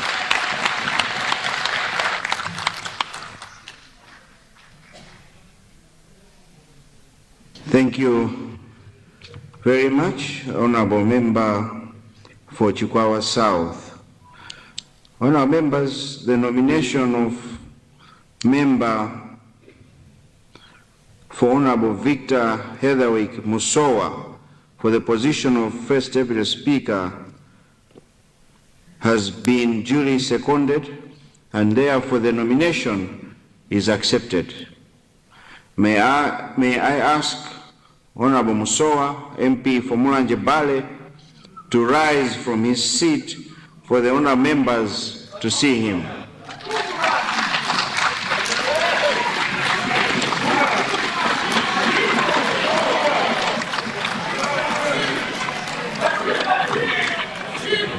Thank you. I don't think he needs introduction. Thank you, Honorable Member. Thank you so much. Let me now, Honorable Members, let me now call upon Honorable Member for Lilongwe Msozi to move for the nomination of Honorable Emmanuel Jele Chambulanyina, MP for Mzimba South for the position of First Deputy Speaker. Honourable Member, you have the floor. Thank you, Right Honourable Speaker, and allow me to be one among the few to congratulate you for the high office that you've assumed this afternoon, Right Honourable Speaker, sir. Thank you. I rise with a deep sense of humility and conviction to move to this House to elect Honourable Emmanuel Jere Chambranyina, the distinguished Member of Parliament for Mzimba South, as the first Deputy Speaker of the National Assembly. Mr. Speaker, sir, ours is a parliament that thrives on leadership, rooted in integrity, competence, and inclusivity. And the position of First Deputy Speaker is not merely ceremonial. It demands an individual who combines authority with humility, experience with empathy, and diligence with fairness. And it is my firm belief that Honourable Emmanuel Chambranyina, MP, embodies all these attributes, not just at the bare minimum, but to levels that overflow. And allow me to briefly highlight the qualities that make him the ideal candidate for this high office. Honourable Jere brings to this House an exceptional blend of academic excellence and practical experience. He is a holder of a master's degree in business administration, specializing in finance and marketing from the APG Shimla University in India, a qualification that attests to his analytical mind and his ability to manage complex issues. He's also a holder of a bachelor's degree in commerce, and he's also an ICAM, he also possesses an ICAM technician diploma. These credentials are have anchored his solid understanding of both fiscal discipline but also fiscal management. And before his entry into frontline politics, Honourable Jere served for over a decade in Malawi's financial sector. Mr. Speaker, sir, it was this track record of performance combined with his vision for community empowerment that drew him to public service, and in 2019, he made the bold and inspiring decision to contest as an independent candidate in Mzimba South, and despite stiff competition from seasoned politicians and major political parties, his clarity of message, humility, and ability to connect with people propelled him into this House. In this House, Right Honourable Speaker, Honourable Jere has continued to distinguish himself as a dedicated, disciplined, and dynamic legislator, and he has served in 3 of Parliament's most critical oversight committees of public accounts, the budget and finance, and also on the government assurance committees. Through these roles, he has contributed meaningfully to enhancing financial transparency, enforcing accountability, and strengthening good governance. He is not a backbencher who sits idly. He is one who reads, researches, debates, and contributes constructively. The Hansards has it all of his impeccable acumen. Honourable members, leadership is not just about titles, it is about service. And those who have interacted with Honourable Jere, both within and outside this chamber, know him as a team player, a bridge builder, and a humble servant leader. He listens, he respects diversity, and he works across party lines to advance collective interests of this nation. His approachability and simplicity have made him a true representation of Malawi's youth, energetic yet mature.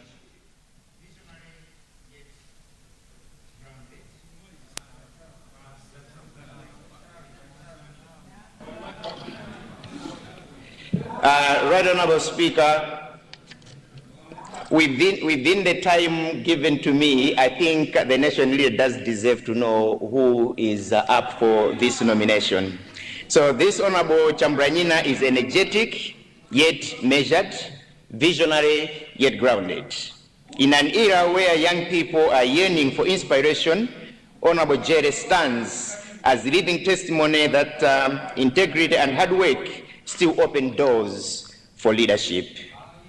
And Mr. Speaker, sir, and honorable members, at a time when democracy continues to evolve, when the demand for accountability and fairness is even rising, it is imperative that this House entrusts leadership to those who understand both the responsibility and the honor of the role, and Honorable Jerry is such a leader, capable, selfless, dependable, and ready to serve.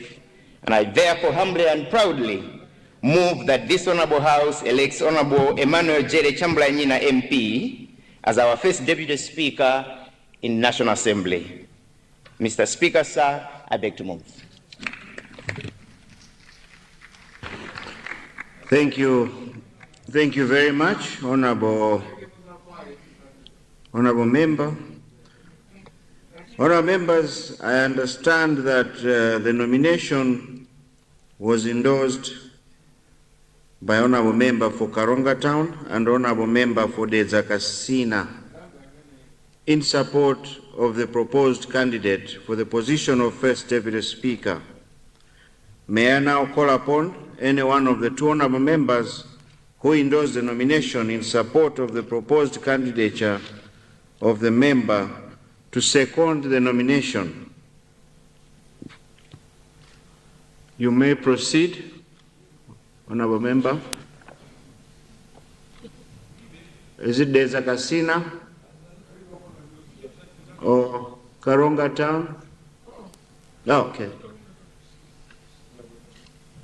Go ahead, honorable member.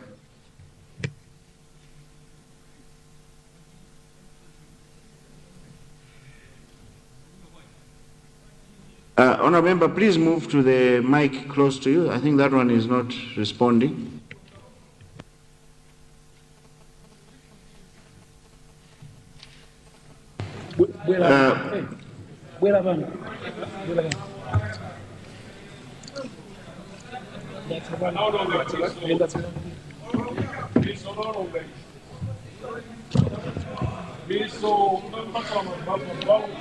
Mr. Speaker, sir, and all distinguished honorable members, I rise to second the motion moved by my honorable colleague that this House elects Honorable Emmanuel Jerry Chambranyina, MP, as the first Deputy Speaker of the National Assembly.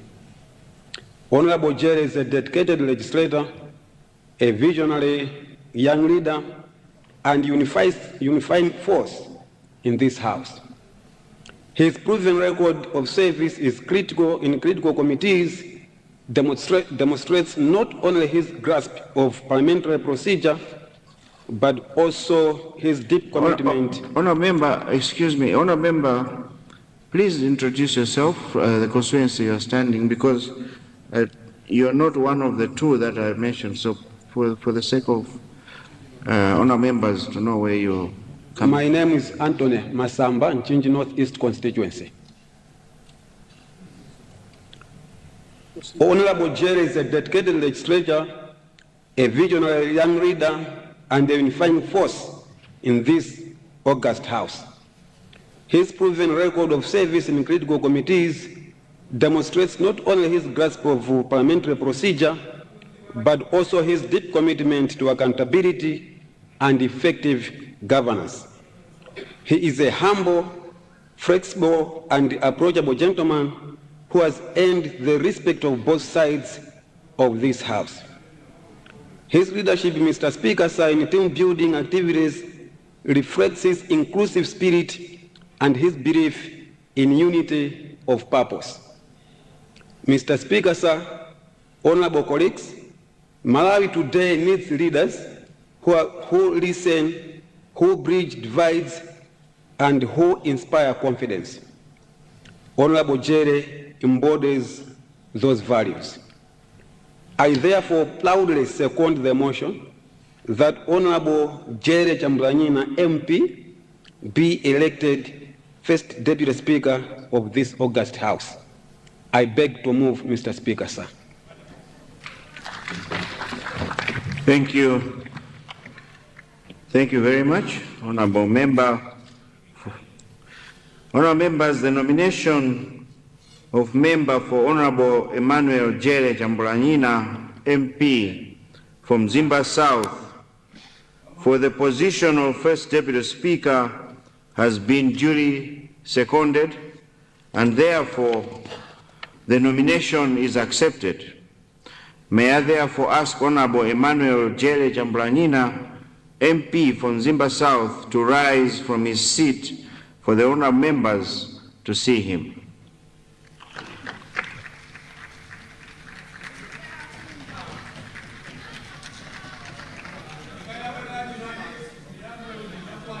Thank you.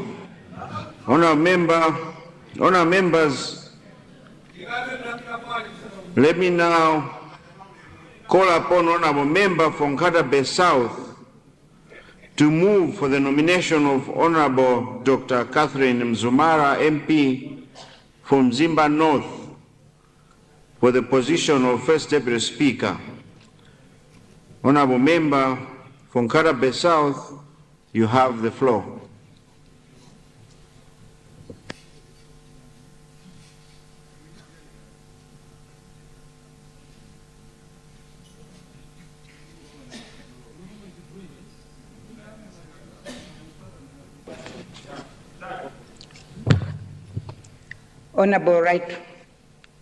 Honorable Speaker, the newly elected Speaker for this Assembly, Katabe South constituency congratulates you. You have done well. Thank you so much. Mr. Speaker, sir, and honorable members of this august House, I,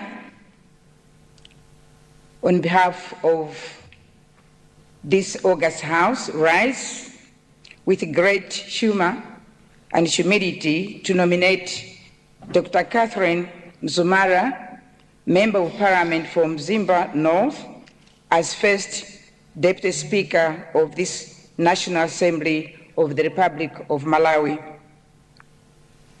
Dr. Mzumara, Right Honorable Speaker, is not a mere doctor, but a doctor with experience.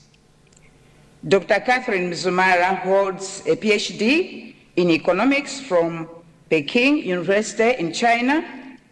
She also holds Master of Business Administration from Manchester in South Africa. She's also a holder of bachelor's degree in business administration from Malawi, but also certificate in security sector governance from Witstrand in South Africa. Mr. Speaker, sir, allow me to reflect on the trend of leadership in the Honorable House, for history teaches us how far we have come and how far we must continue. In the 2014-2019 Parliament, we had Honorable Richard Msowoya from the North as Speaker, and Honorable Esther Mcheka Chilenje from the South as first Deputy Speaker. A demonstration of regional balance. I'll read it again. It was a demonstration of regional balance and inclusivity. In the 2019-2024 Parliament, we saw further progress. Right Honorable Catherine Gotani Hara from the North became the first female Speaker, supported by Honorable Madaliso Kazombo from the Center as first Deputy Speaker, and Honorable Aisha Adams from the South as second Deputy Speaker.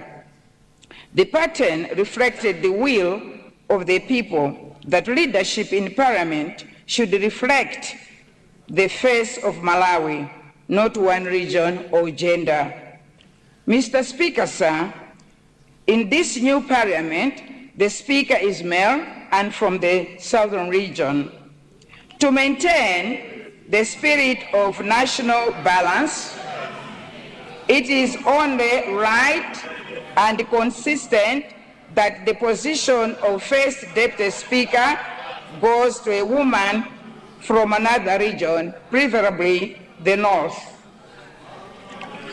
That woman is Dr. Catherine Mzumala, capable, competent, and committed to serving this nation with impartiality and grace.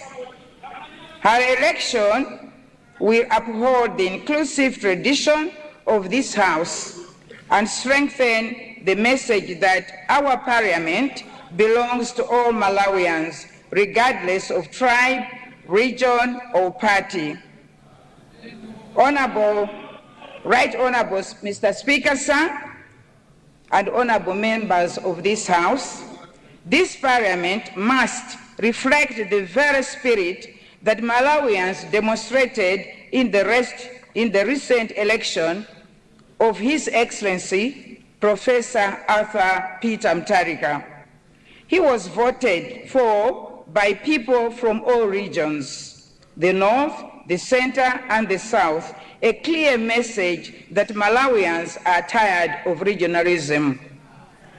The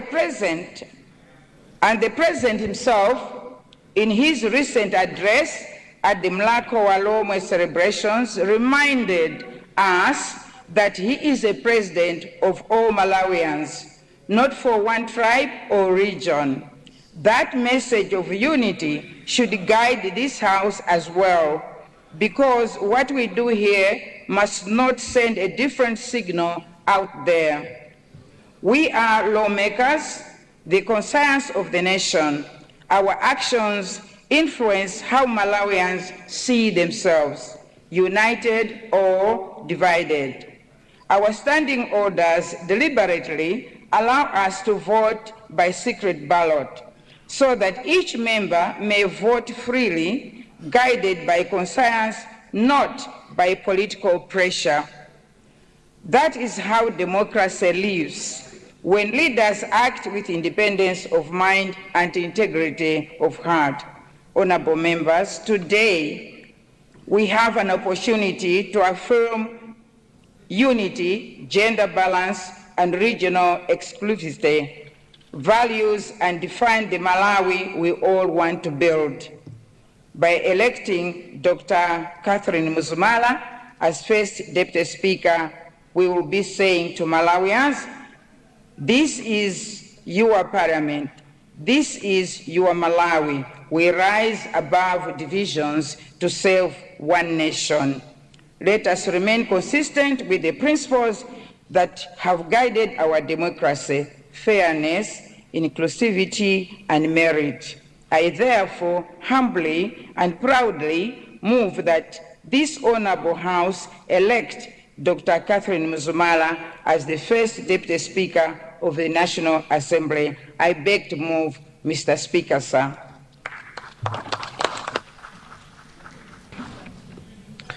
Thank you very much, Honorable Member for Katape South.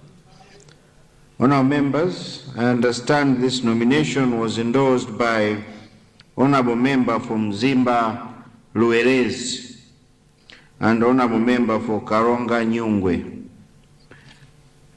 in support of the proposed candidature for the position of First Deputy Speaker. May I now call upon any one of the two honorable members who endorse the nomination in support of the proposed candidature of the member to second the nomination. Honorable member, you may proceed to second the nomination. Honorable member from Zimba Luerezi or honorable member for Karonga Nyungwe? Karonga Nyungwe is taking it.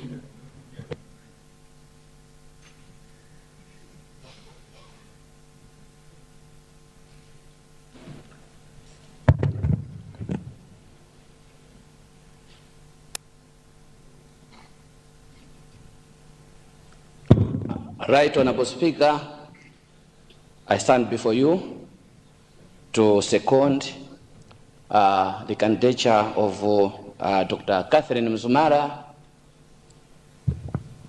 Honorable members of this August House, I rise to second the motion so ably moved for the nomination of Dr. Catherine Mzumara as First Deputy Speaker of the National Assembly. Dr. Mzumara represents the very qualities that this House and our nation stand for: competence, integrity, and unity. She is a leader whose calm, strength, and professional experience will add great value to the management of this Parliament. Her nomination reflects the spirit of regional and gender balance, ensuring that leadership continues to mirror the face of Malawi, inclusive, fair, and forward-looking. Mr. Speaker, sir, by supporting Dr. Mzumara, we are not merely electing an individual, we are affirming our collective belief that leadership knows no region, tribe, or gender, only ability and patriotism. I therefore wholeheartedly second the motion and call upon all honorable members to rally behind this capable daughter of Malawi. I so second. Thank you. Thank you very much, Honorable Member for Karonga Nyungwe, for the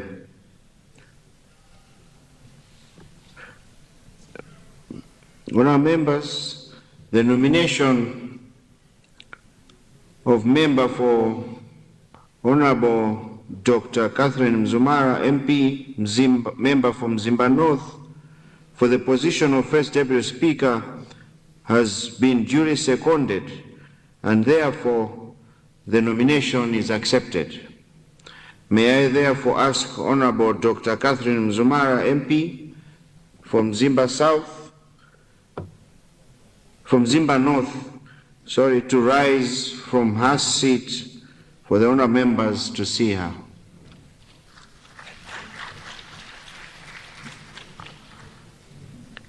Honorable members, we have 3 candidates for the position of First Deputy Speaker. This means, therefore, that the House will proceed with the vote. The voting arrangements are the same as those which were followed during the election of the Speaker. These are as follows. Honorable members will be called one by one in alphabetical order to come forward and vote at the clerk's table. Once voting is closed, counting of the votes will be done by the staff at the dispatch box. Each candidate is free to designate up to 2 monitors to observe the vote counting. I will announce the results and declare to the House. Honourable members will now go into voting.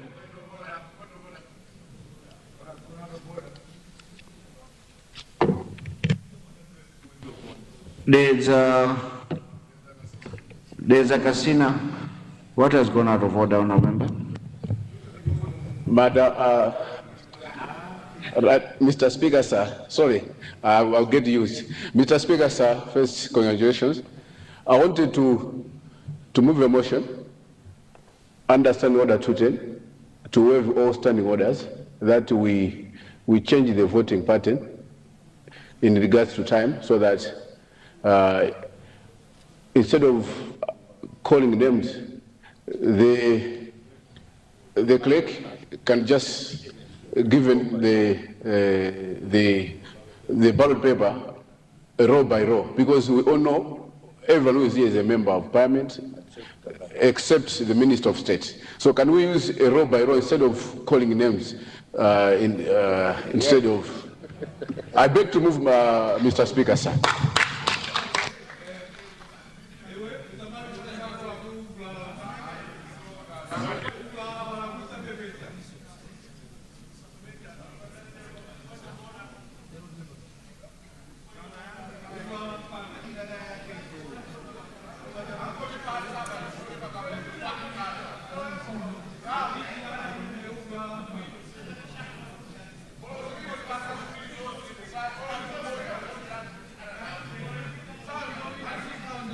Honourable members, I think the honourable member is right.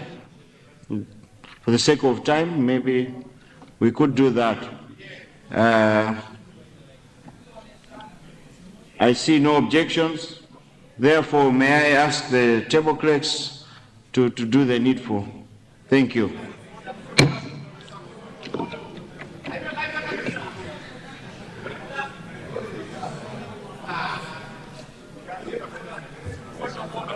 Point of order, yes, Honorable Nchinji. Yes, go ahead, Honorable. Thank you very much, Mr. Speaker, sir, for allowing Lilongwe Chiwamba constituency. Mr. Deputy Speaker, it is only a suggestion. So, Mr. Speaker, sir, my apologies. It's just a slip of the tongue. Keep your finger closed. Don't worry. Honourable member, address the chair. He's the Speaker of this National Assembly, so don't worry. It is my suggestion, Mr. Speaker, sir. Is it not possible if you can just do for first and second? Because we suggest that we should just distribute the ballot papers. If it is also possible, we can just do for the two positions. Thank you very much. Yeah.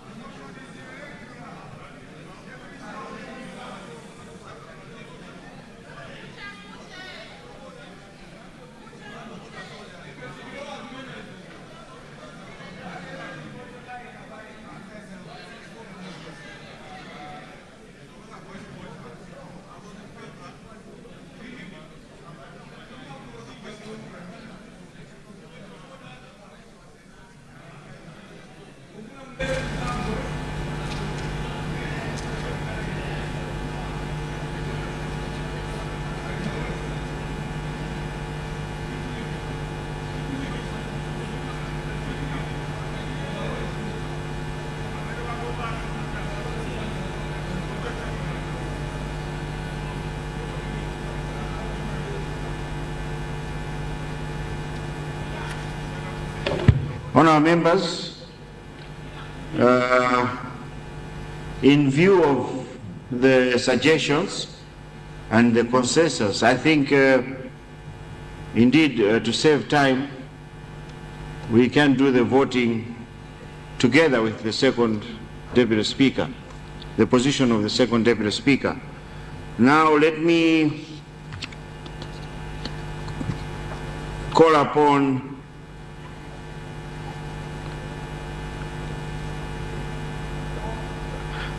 honourable members,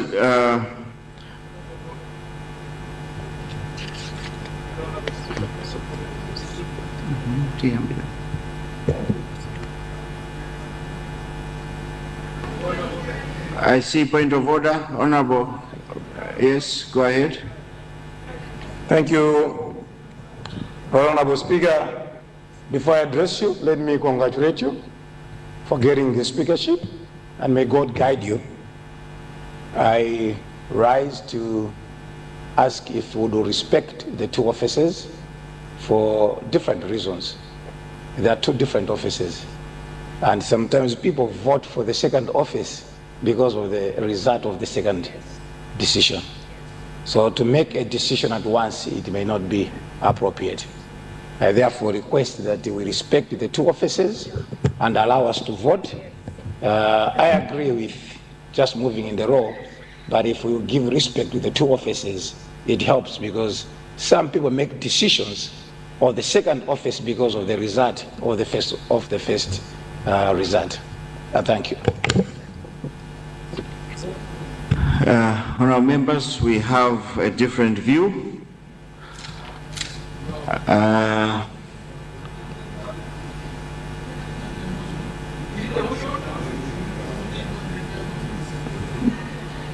Since we have two different views,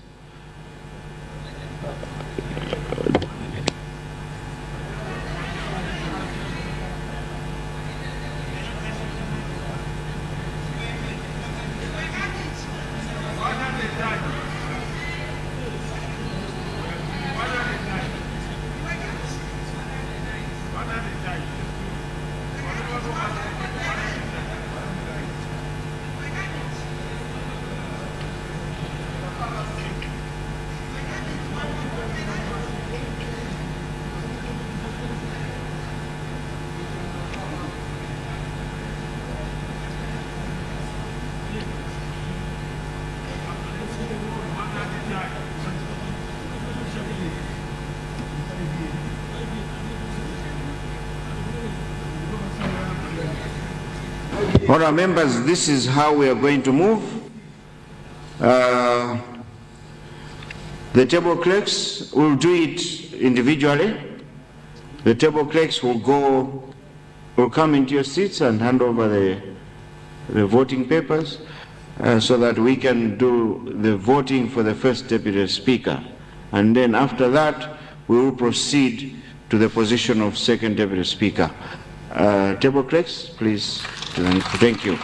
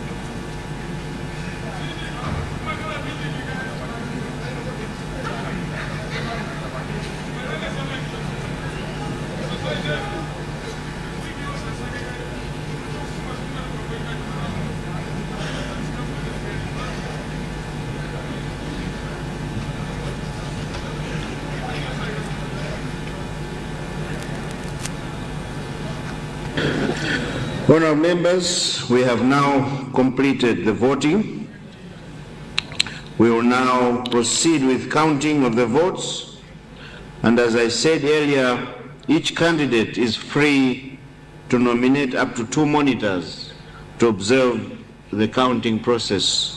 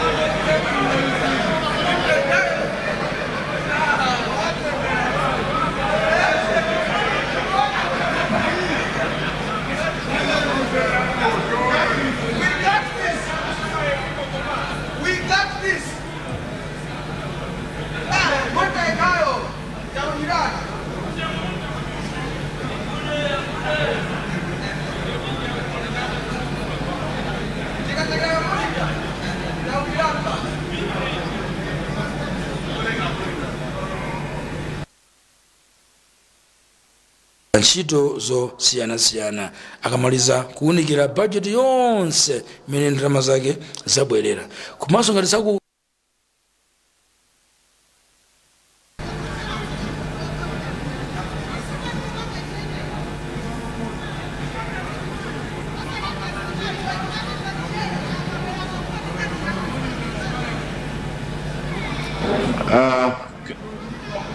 we have 3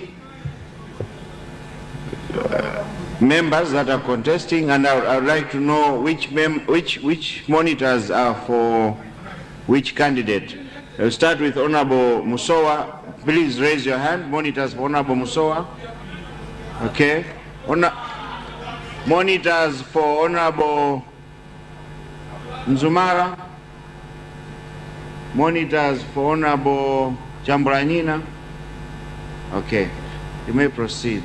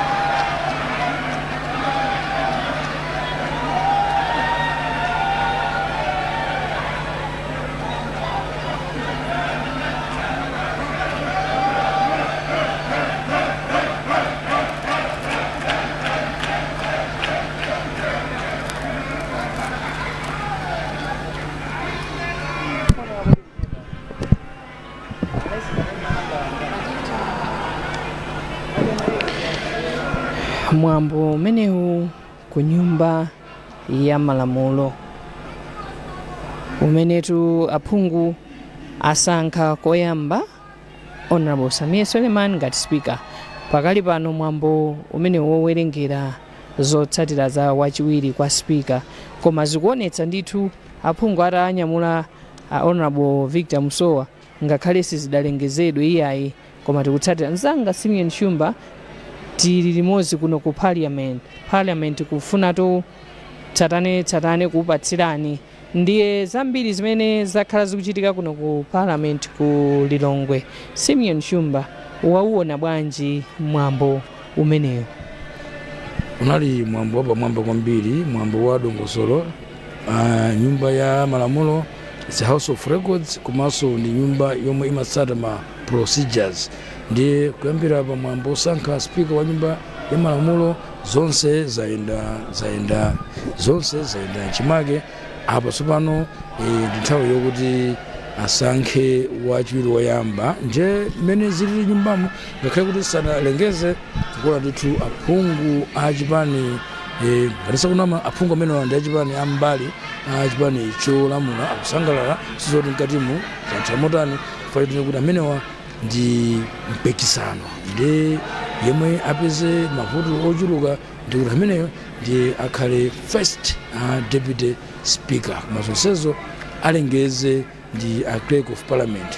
Zonse zikuona ndithu motsata malamulo kuti ngati nyumba ya malamulo imadziwika bwino ndi kutsatanso malamulo, chilichonse chimayenda mchimake. Ndiye ntchito imeneyi monga amene yayambira pa speaker paja, apa pali ntchito ndithu yosankha wachiwiri woyamba wa speaker wa nyumba ya malamulo. Mwina mwachidule ndingofunanso kukambako zimene anayankhula Honorable Samia Suleiman pamene amavomera kuti yayi ineyo nditumikire mtundu wa Malawi. Anafotokoza ndithu nkhani yomveka bwino yokuti nyumba imeneyi iwo agwira ntchito kupanga malamulo olimbikitsa mtendere komanso good governance, kayendetsedwe kabwino ka dziko. Anakambaponso za zopsinja zimene Amalawi akukumana nazo kuti akuyembekezera kuti nyumba imene ya malamulo ika Amalawi patsogolo. Anakamba ndithu kuti put Malawi nation first. Imeneyi ndi mfundo yofunikira kwambiri poganizira kuti anakambapo za zopsinja zimene Amalawi akhala kukumana nazo. Ngati speaker wa nyumba ya malamulo ukafika nyumba imene iweyo ukutumikira aphungu onse osaona kuzipani zomwe amachokera kuphatikizaso aphungu akafika mnyumba ya malamulo zonse zomwe amapanga kandi nkhani yokuti akulankhulapo pazo chitika za mdziko kandi nkhani yofuna kupanga malamulo amene akuti azipanga zinthu zokomera Malawi. Ndiye zosadabwitsa kuti Honorable Suleiman anafotokoza motero kuti ngati speaker azakhala ogwira ntchito motumikira aphungu onse kuphatikizapo kutumikira Amalawi onse pa ntchito zachuma.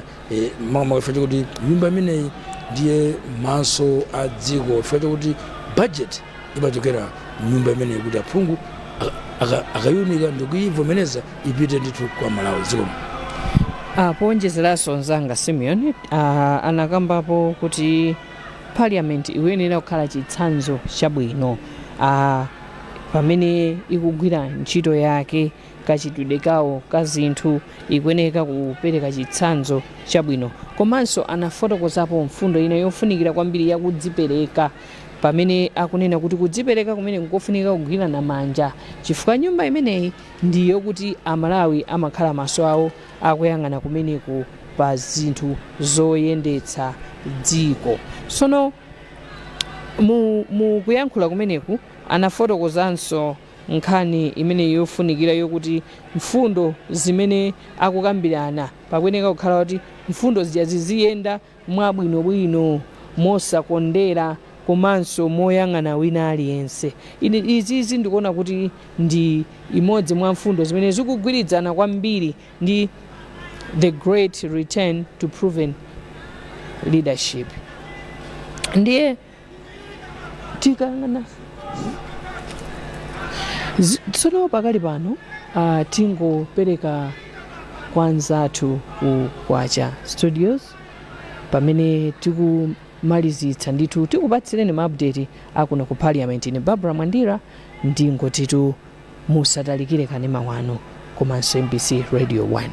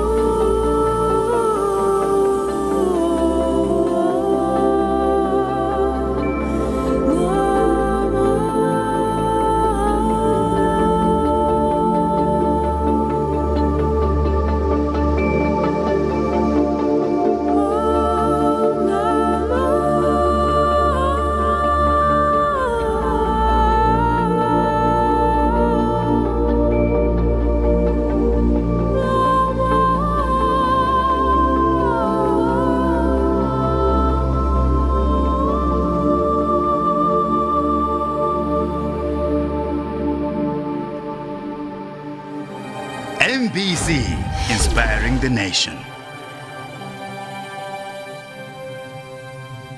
Ku Select Financial Services timafewetsa moyo wa ino ogwira ntchito mboma ndi makampani ya boma.